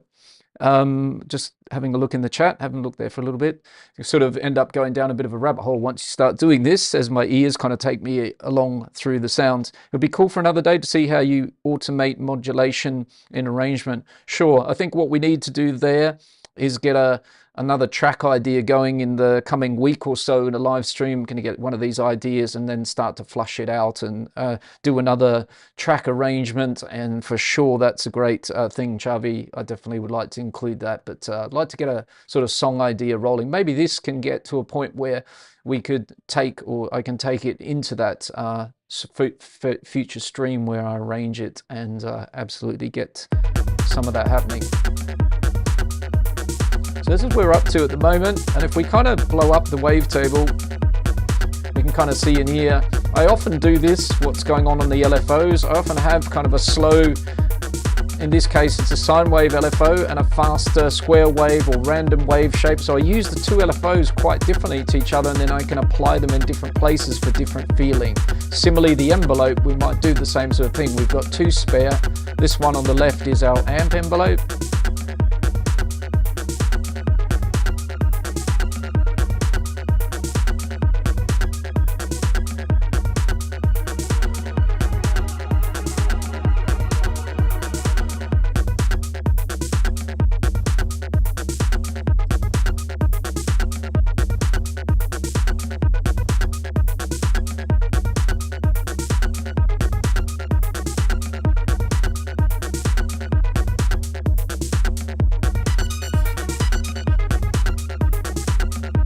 So out of the two wavetables, I'm kind of digging the second one.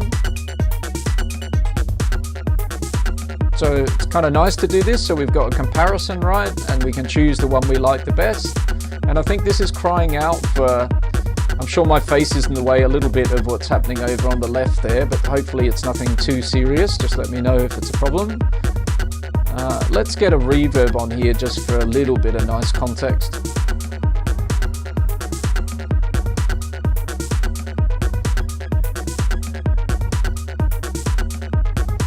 And again, the whole point kind of here of what I'm sort of showing you is that the patch is doing all the lifting at the moment, and there's no effects currently on this apart from the reverb now.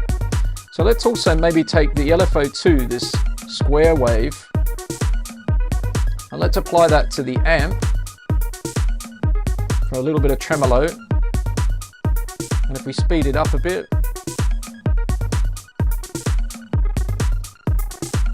yeah, you could modulate that, for example, Chavi, sorry, automate that in your track to be.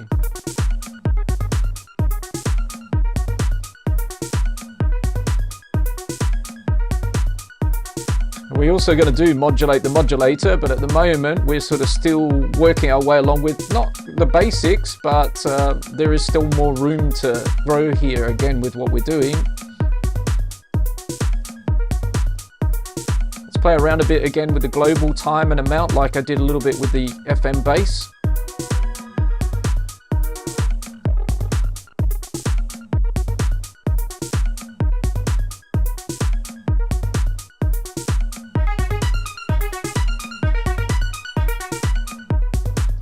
So we're changing all the envelopes and all the modulation parameters here, as you can hear, more plucky and shorter and tighter, or more open. And so these are always great places to play around with once you start to get your kind of general patch happening here.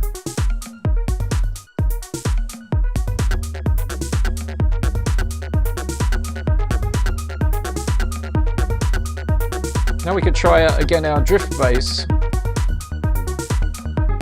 Maybe we prefer that now. That fits really nicely with the art. So there we go, you know, maybe now it's better suited to the drift.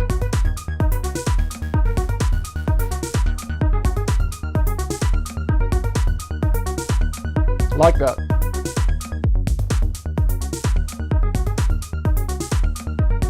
So the next thing I'd be adding here, again, if we're going effects, we could still keep modulating the wavetable, but it's doing quite a bit by itself. We've also got more oscillators, by the way.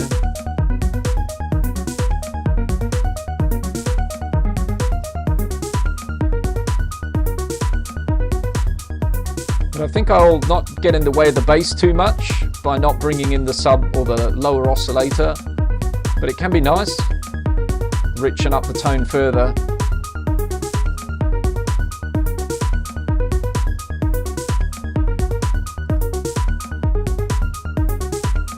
And if we want, we could also take out these really high repeats.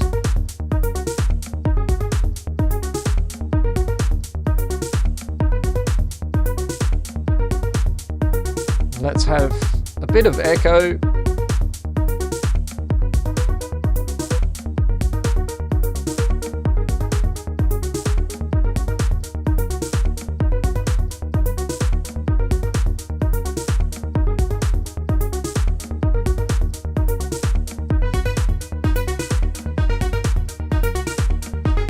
So, you know, sometimes a comment might pop up where it's like, well, what's the point in this? We could have just grabbed a preset and sort of slapped it on there and it might sound better than this. Well, that could be your instinct and you might be right, but this is the key to sort of like ending up with something here that we have in this project, in this moment in time, that doesn't exist anywhere else. Yes, the wavetables exist. Yes, these effects exist. Yes, those MIDI notes exist, and you can copy the MIDI notes and the arpeggio pattern and all those things, but the effort that's going in here is just, it's satisfying. It's satisfying to make it, to challenge yourself to do it, and you're kind of ending up with something in your computer here that isn't anywhere else. And the more you do it, the more this will come more naturally, instinctively, and the more we can push it. I'm trying to make it so it's something that you can learn from and teach from, but if I'm going down my own personal rabbit hole, I will keep going and there'll be more modulation and more things going on. That doesn't actually also mean that more is better, but I might try out more things. But I want to move on to the pad sound now so that we can at least kind of get the meld into action and work on that for the next sort of half an hour so that we can kind of have this little idea rolling with also the chords as the chord progression, the pad. So let's turn that on. And let's say here we've got another little rack I've built, and we're going to start with our friend the meld for the chords.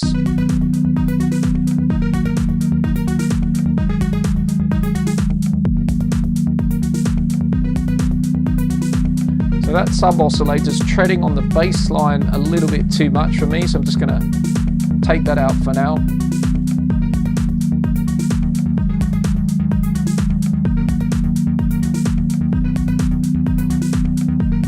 Also the chords here, because they're quite low, so let's try these up an octave.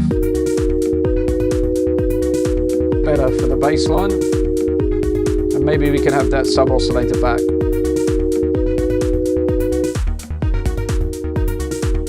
So let's get into our meld. Let's turn off oscillator B for now, and we'll start with just A, and we're going to open up its beautiful matrix where all the good stuff happens. So first of all, I kind of want this like a pad chord, and it's playing these notes. And so I'm going to make the amp, envelope and oscillator 1 a much slower attack. So it comes in nice and smooth. Maybe a bit more release. A nice full sustain. Bring up the shape knob, and again, we're not going to stay in the basic shapes for too long because there's not much point there really. That would be us sticking with something we know really well since the day we started with subtractive synthesis way back in part 1. So So let's kind of make sure we are in our key and scale up here, and we're going to put the meld into the key and scale, so it's paying attention and scale aware. And let's go through some of the other oscillators that we have here. And each time we change oscillators in the meld, we're going to change here what the two macros do in the oscillator section. It's quite nice.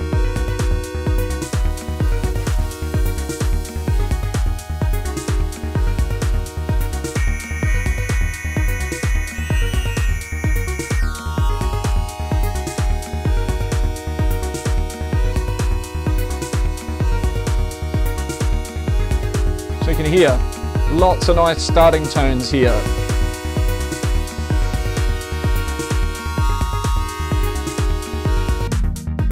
I love the sub oscillator in here. Super nice, deep, rich sounding. These are the weirder ones where you need to have the scale awareness on, as they can get out of tune very, very easily and very fast.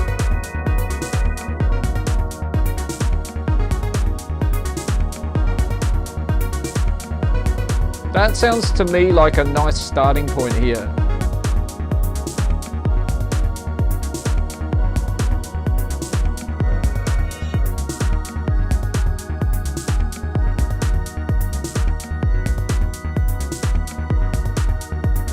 So let's have a little bit of detuning.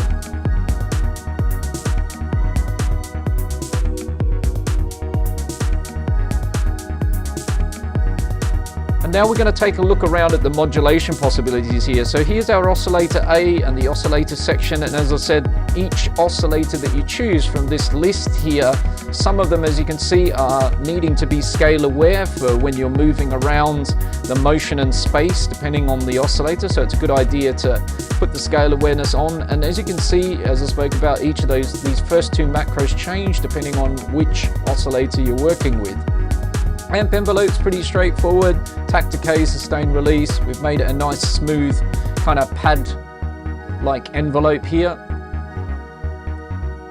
We've got a modulation envelope over to the right of it, which isn't tied to anything at the moment. And then we've got our filter over here, which again has some great different filter options that we don't see in the other synth in Ableton Live. We've got the filter, the redux, the vowel. These can sound really interesting. We're going to get stuck into those in a moment. Our frequency cutoff, the Q or resonance, and also if we have, we might also be sweeping through the filter with this macro here. So you can see filter macro 2. It's already kind of going through the different filter types. So you've got low, band pass, I think hold. I'd have to check the naming of those. Let me have a look actually, if I just hover over there. So yeah, morph through low pass, band pass, high pass, and notch. Yeah, H should have made sense, and notch. So you can kind of use this to morph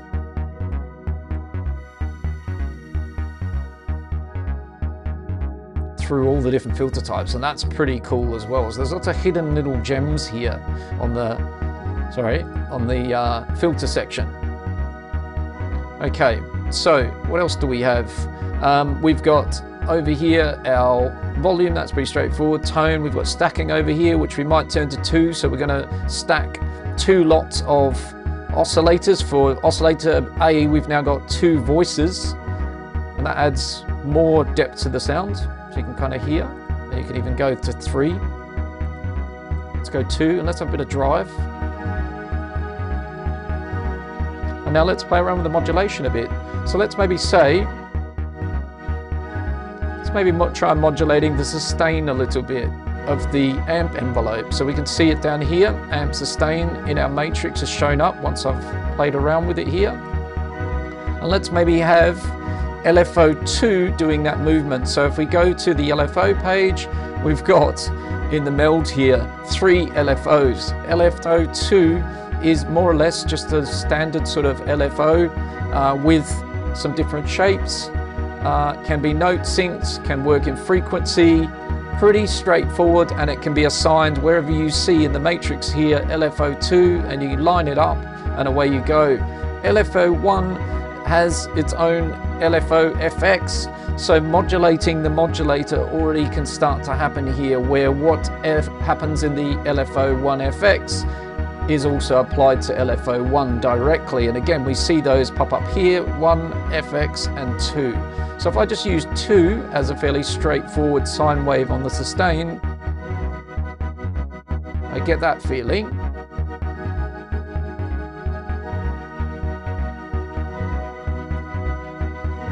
And it's starting to move this sustain that I was doing with the mouse before. It's moving it up and down with LFO2. So if we change the shape to say rectangle, fast, slow, note sync it, we get a real like tremolo here.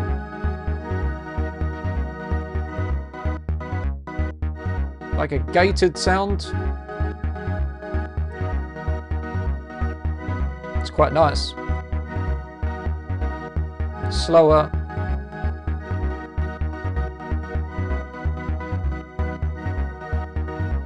Let's maybe make it 3/16.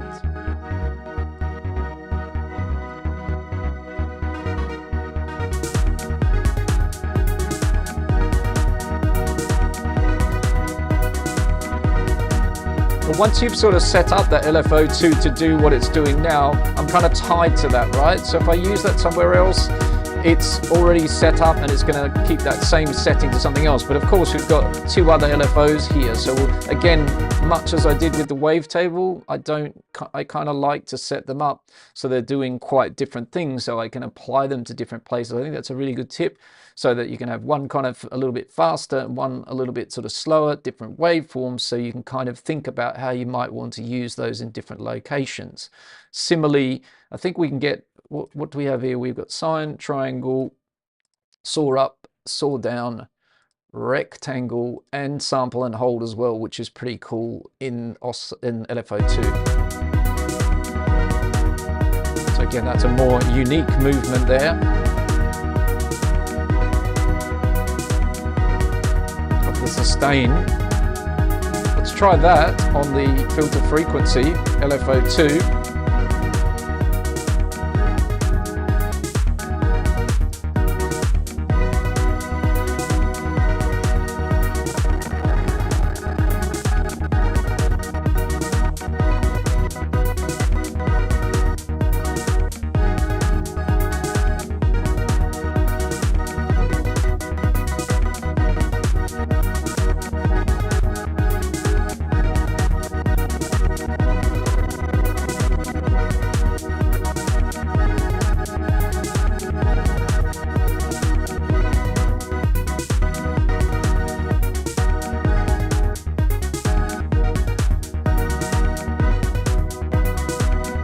Okay, we could also try it on some of the macros here.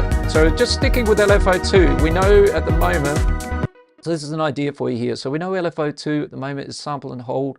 It's currently note synced, which we can unsync it or not. What is the difference? Well, if we have it in frequency rate, it can go in between those notes, right? Note sync is going to keep it very rhythmical to the grid and keep it in time with, and you might like that feeling, but actually too much of that, and then you're causing a lot of masking and mud potentially. So it's a good idea sometimes to put your LFOs and modulation out of note syncing them so that they're in between the lines, and that gets out the way of happening. So if this shows here that it is note sync to a quarter note, that means every time a quarter note happens in our track, this modulation happens at the same time. So it's causing more frequency at that same moment in time. Whereas if we have hertz, well, we could be either side of that just slightly. And does it hurt our ear rhythmically? Not generally too much at all. So I'm going to maybe just start with this LFO2. I already put it on the sustain, but let's try it in some of all of this list of places we've got going up and down, a few of them, and let's listen to what we can do with it. So let's start with pitch, would be a bit weird, even if it's a gentle amount, but pitch quantization, not so much. This could be really interesting.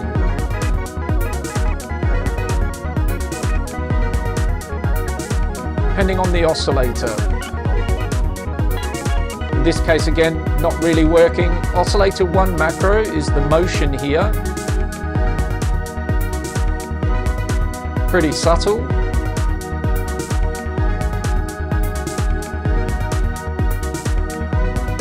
Oscillator macro 2 is the spacing. And again, if it's negative or positive, it's opening up bipolar, not unipolar. So it's opening up from that value or going the other way and going negative from that value. Speed it up a little bit.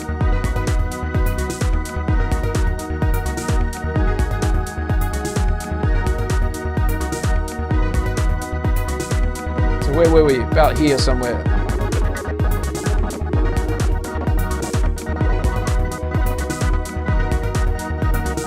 So that's wobbling the spacing with a faster LFO now.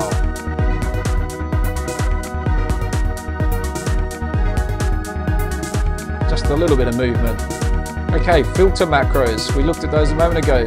First one is, well, this is the filter frequency, but I'm going to use LFO 1 for that. But the Q, the resonance, or the morphing,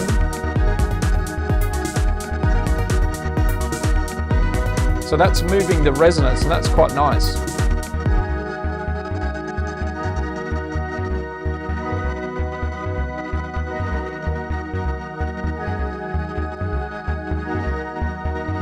A little bit of that is morphing this.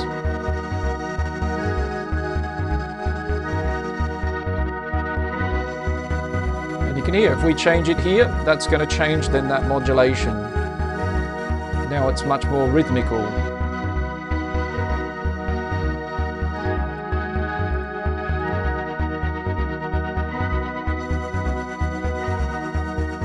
Different waveforms.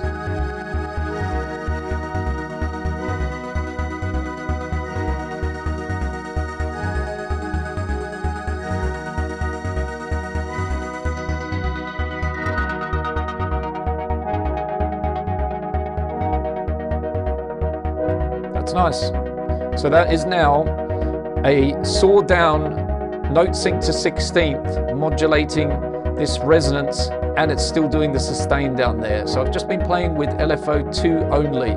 So we're gonna change that in a moment. But now we've got an LFO, maybe is easier to hear. So if we keep going down, macro 2.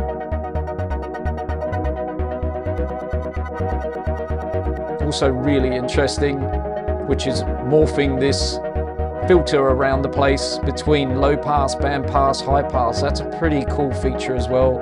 We can have it subtle or not as subtle. So tip of the iceberg stuff. LFO 1 rate. Okay, we could use 2 to change the rate of 1 and also LFO 1 FX. So there's a lot of options there. Maybe we don't do that for the moment. What about a bit of release on the amp envelope, or a bit of decay? Decay is not really going to work because I'm using a very full envelope. Attack could be interesting.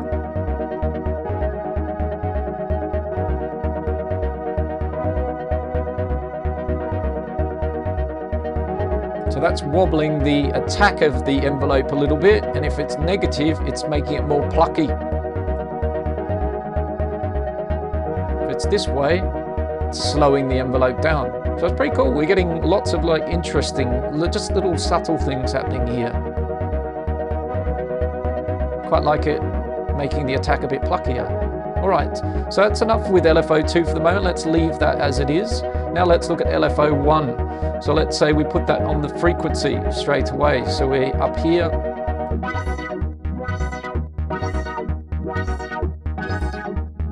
So straight away we can hear the rate. We can see the shape. It's a sine wave. So it's now wiggling our field of frequency here with the sine wave. And again, we can note sync it.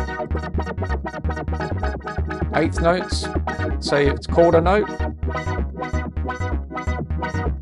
And now we could change the shape of it just by bringing up the second macro. So sine to triangle, somewhere in between.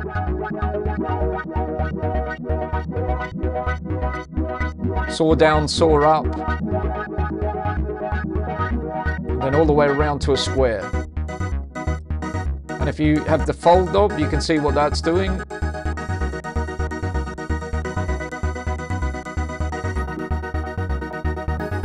really nice with the square wave, right? Because it's giving us that lovely flicking, like gated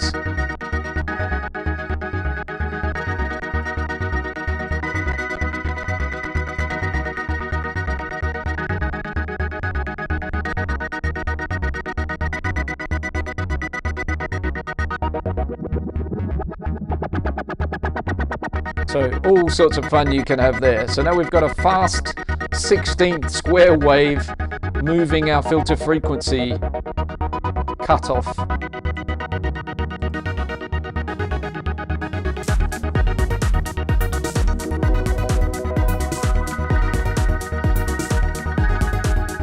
But let's slow that down because it's going to get in the way a little bit, or make it a lot less, because it's going to get in the way a little bit of our nice kind of melody, which is already moving. So let's just make that a lot more subtle.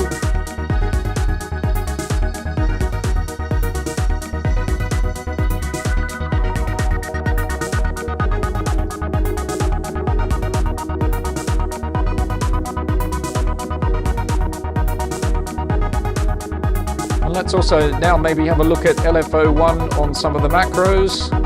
So let's come back up to LFO1 on the pitch quantization. Still a bit too weird.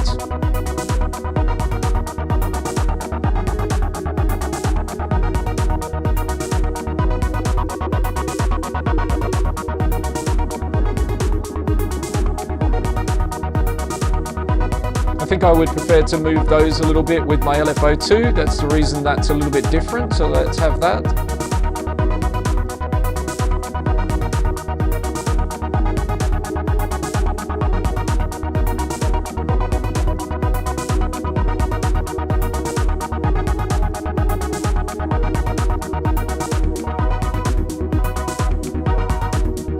So let's say that I go back, interesting what was going on there, but let's say I go back to my own logic a little bit, because I've kind of tied up, I've got two LFOs that are very similar, but they are different. So I kind of think I should leave my LFO2 as the faster 16th saw down, and that can go to anywhere I want to wobble like that. And this is very similar, or was a moment ago. I think I'm going to go back to sort of a sine wave or something like that, and kind of make it a slower wave movement here, because that gives me that contrast that I was speaking about between sort of something moving around kind of more slowly and then something kind of, you know, moving fast. And we also have a second envelope here that we haven't used yet as well. So maybe what we'll do is go back to the filter frequency, which was going to LFO1, and instead we'll use our modulation envelope on that. So let's listen to that.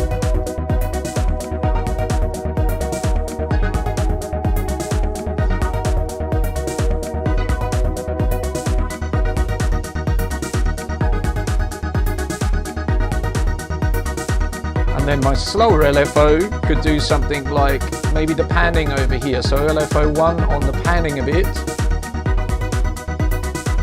Nice, so we've got nice left to right movement. Let's go into the LFO. Let's slow it down even more.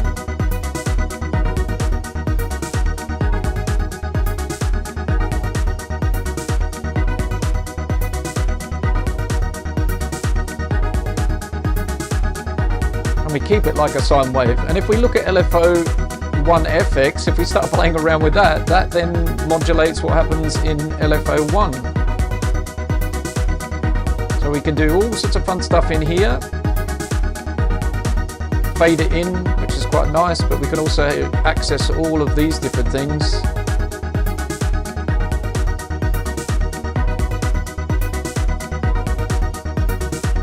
So this now can be affecting what's going on over here. It's pretty crazy, really.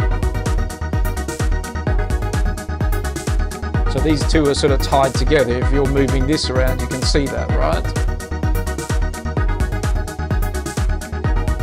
So if we've got something over here, it's tied together with that.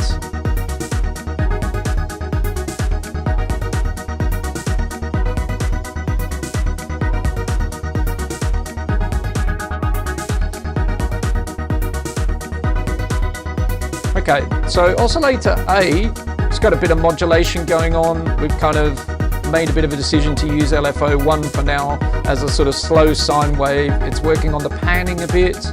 We've got our modulation envelope, so let's just have a recap here. We're modulating the filter frequency with our envelope, our modulation envelope that was spare. We've got LFO2 working quite a bit. It's modulating the two macros of this oscillator. It is also modulating the two macros of the filter. It's also modulating the attack of the amp envelope and the sustain. So that LFO2 is doing a bit of lifting, and LFO1 just at the moment the panning, but we could also find a few other spaces for that. And what we then have is oscillator B, and over here we see a section called B cross modulation, and this is where you could actually, for example, if we run out of ideas here with the LFO1F, LFO1FX and LFO2 and the mod envelope, we can actually start using the B's modulation sources to modulate oscillator A, which is pretty bonkers. So actually you've got another LFO, LFO-FX, LFO2 and an envelope over here that you can use to cross-modulate oscillator A, which is pretty crazy. So let's bring in oscillator B, and let's have, again, a bit like the wavetable earlier, a bit more of a complex sound going on here.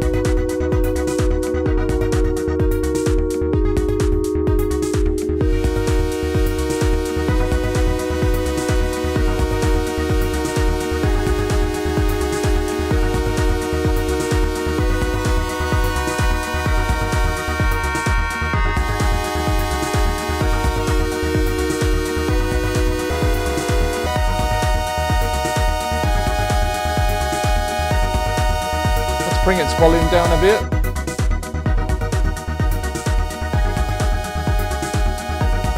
Let's make it a pluckier sound. So you can hear how it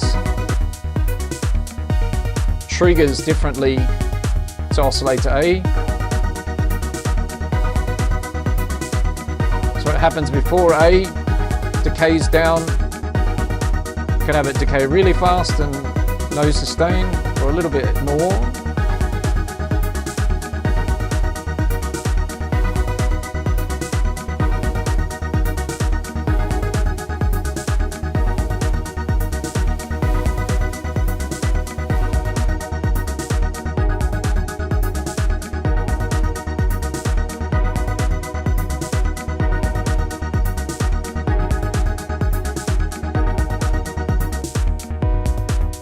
So this is oscillator B on its own.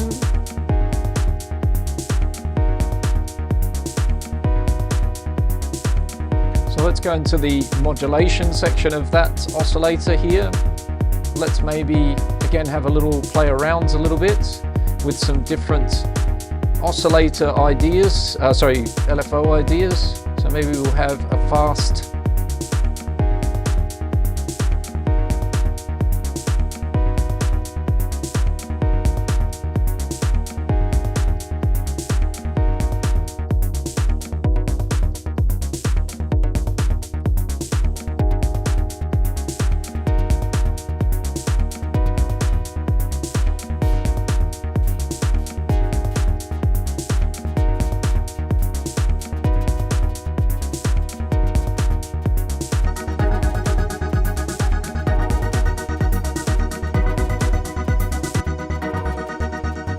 So you can start to hear it suddenly sounds like it's a lot more than just one meld with two oscillators, right? So again, if we were to sort of like essentially grab another meld and literally pop it in here.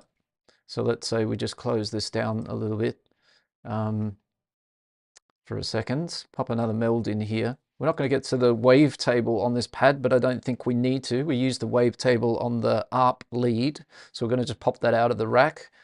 Here we're just going to do a comparison of a meld with and without, any of that sort of modulation. So here we've got just a basic meld with two oscillators, and even if we start, let's say we match the oscillators as the other one. So what is it? Swarm triangle in the top. So we can go in here and say, let's have swarm triangle, and in the bottom we've got noisy shapes,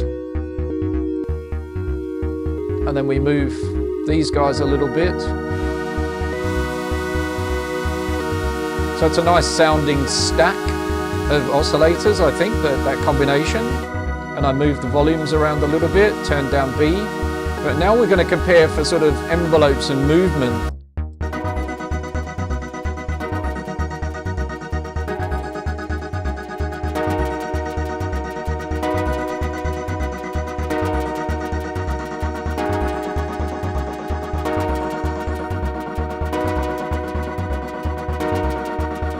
Let's do that again. So hopefully I'm kind of reinforcing my point. A lot of us, when we're learning, we're kind of satisfied with the sound we get from there, but we're not hearing all that movement and depth and 3-dimension. And again, we've tried to sort of approach this from not putting effects behind these synths. That is another approach where you just take the raw sound like this meld down the bottom here, and we put effects to get that movement, and we add LFOs and things behind the synth and bunches of reverbs and delays and saturation and things like that, and we start getting it moving, and a chorus would be interesting here, phaser flanger, things like that. But you can see that if you approach it from a different direction, that is, understand what you can do inside the synth itself in the patch. And you try to push that as far, as far as you're comfortable with, but you start to learn what all these different LFOs and envelopes are capable of, and particularly in this meld, what all this modulation can bring to the table and the sound that you've got in front of you. And suddenly we've got something that's a lot richer and deeper, that if we were listening to it in a different context where we didn't see or visualize what we're doing, I guarantee that you would probably pick that it's more than one instrument that's making that sound.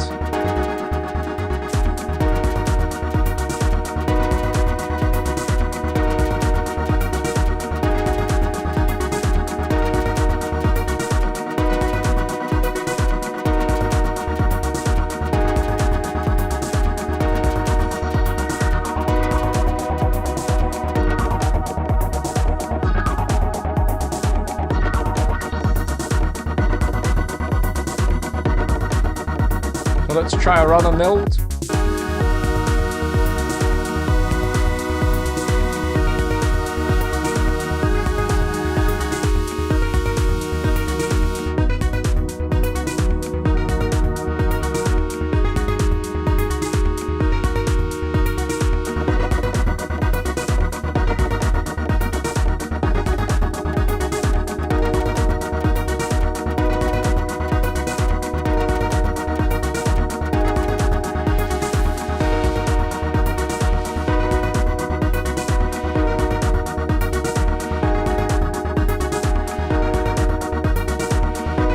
And then if we were to go after the meld and just give it a little bit of reverb,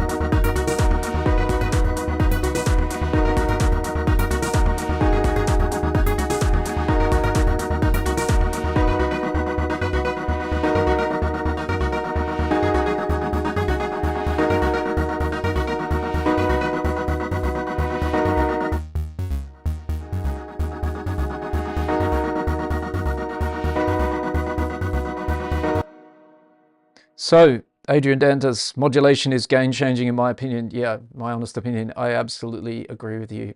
And again, you know, I think this series of 3 parts, I'd love you if you came here today and you haven't seen part 2 and part 1, and particularly if you're new to synthesis and new to trying to make your own sounds from synthesis, then I really suggest you go back and watch those 2 parts and work your way to here. When I start doing this and I sit here in 2 hours with these synths and the sounds that we've got today, I could get lost almost in 2 hours just with the meld patch for those pads and chords. That's me personally. And as I said, I've tried to keep it so that hopefully some of the things I've done, that is sources and destinations that I've modulated, they're useful for you to pick up on and start your journey in there. Again, if you go to part 2 of modulation, you will see that I've broke down sources and destination, places that you can start your journey with modulating things. This meld, with the cross modulation and all the possibilities it has, you can make very, very deep sounding patches Xavi Diaz brought up earlier about, you know, then automating lots of these things in your track. So this is like a live, living, breathing patch and sound that can then morph through the song with tension and release. So what we've got is, as I said, this living, breathing sound that can then be developed to tell the story of the song. So just with 4 tracks here, or 3 tracks, there's a sequence there playing the bass, we've got something that's pretty rich and pretty deep.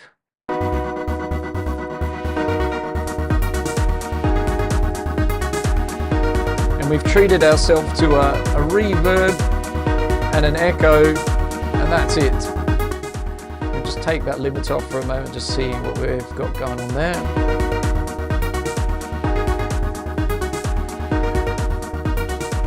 We've also got a bass here, alternative, which is our FM, but it's not actually the clip, it's the down in here.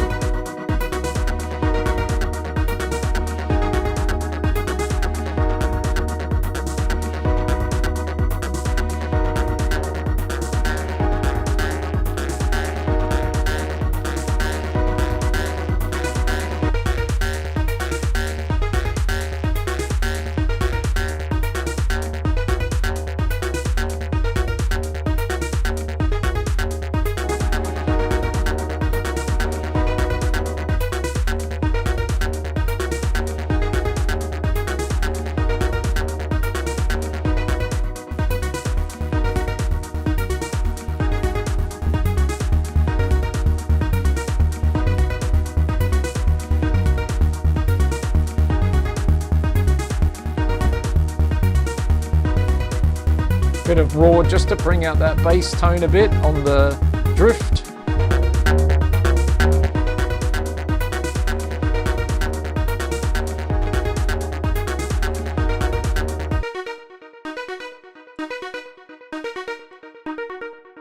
So a lot of these things I'm moving around now are other things that I might be automating over my song, right? So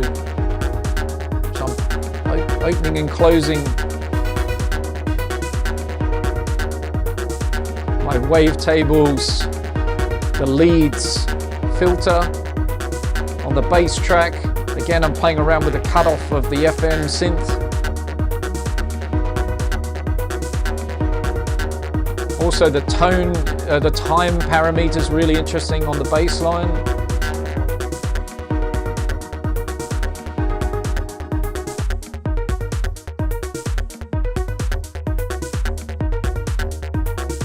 So these would be the sort of things I'd be wanting to automate, and I'd spend some time.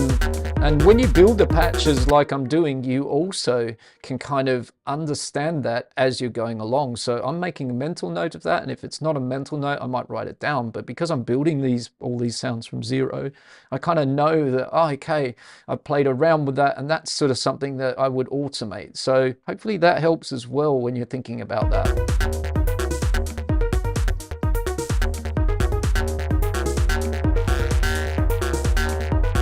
Drift.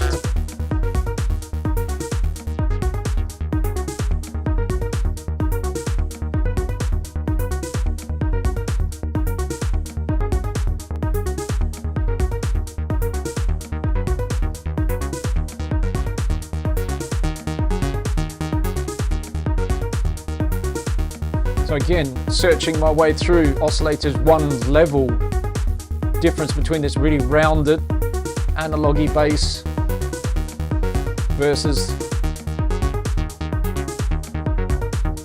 the brighter, more squelchy bass.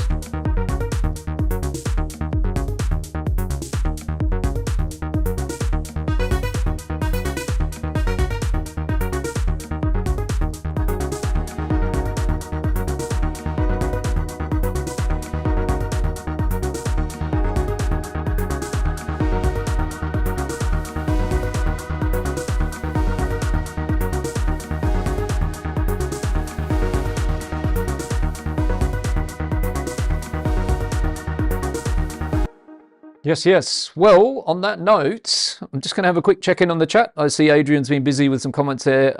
As Heath mentioned, probably there is no such thing as a superior synth engine or technique, but there are options that work better with the style of music you're trying to create. Thank you, Adrian. You summed it up almost perfectly there, I would say. I can't add anything to that. For me, the different types of synthesis are like different guitars in a rack. You reach for them when you want a certain tone, timbre, characteristic color.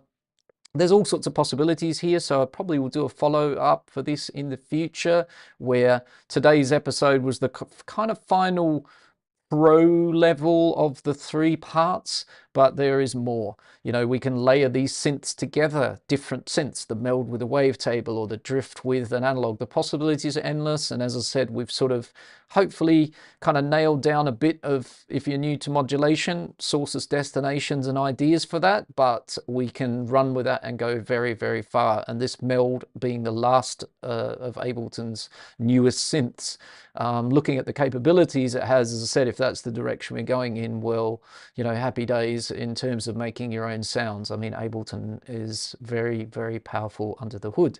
So if you haven't watched part 1 or 2, I will link that series of videos in the description here, sorry, at the end of the video here, so you can jump over and watch those 2 parts. For those of you that have, I will also put a link perhaps to another video that you can watch that will take you off into a path where you could go from this into further sound design possibilities, as there are videos like that on the channel. As always, I hope you've enjoyed the live stream. I hope you found it beneficial. You've learned some things on this journey through today. Thanks for being with me. Thank you especially to Xavi Diaz, Andy B, who was on a train in London earlier. Hope you're well. Hope the journey was good. Doorless House Music, good to see you from the US. Adrian from Brazil, thanks for your great comments and for having, as I said, for joining me in the journey today. And for those of you who didn't jump in the comments, well, like I said, I hope you enjoyed the video. If you do enjoy the content on the channel and this video, do consider giving it a thumbs up, subscribing, so you know when the next videos are being posted. And there is a link in the description if you fancy supporting the channel. You can grab us a coffee. There's a link there in the description to do that, along with sample packs that I've made and also a lot more content, both free and some things to purchase.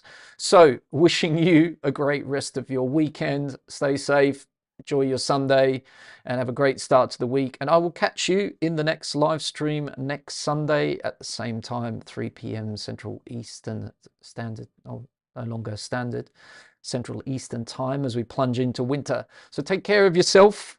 Thank you, Xavi Diaz. Thank you, Adrian. As I said, thanks to everybody. Take care. See you in the next stream. All the best. Keep on creating. Bye-bye. Ciao.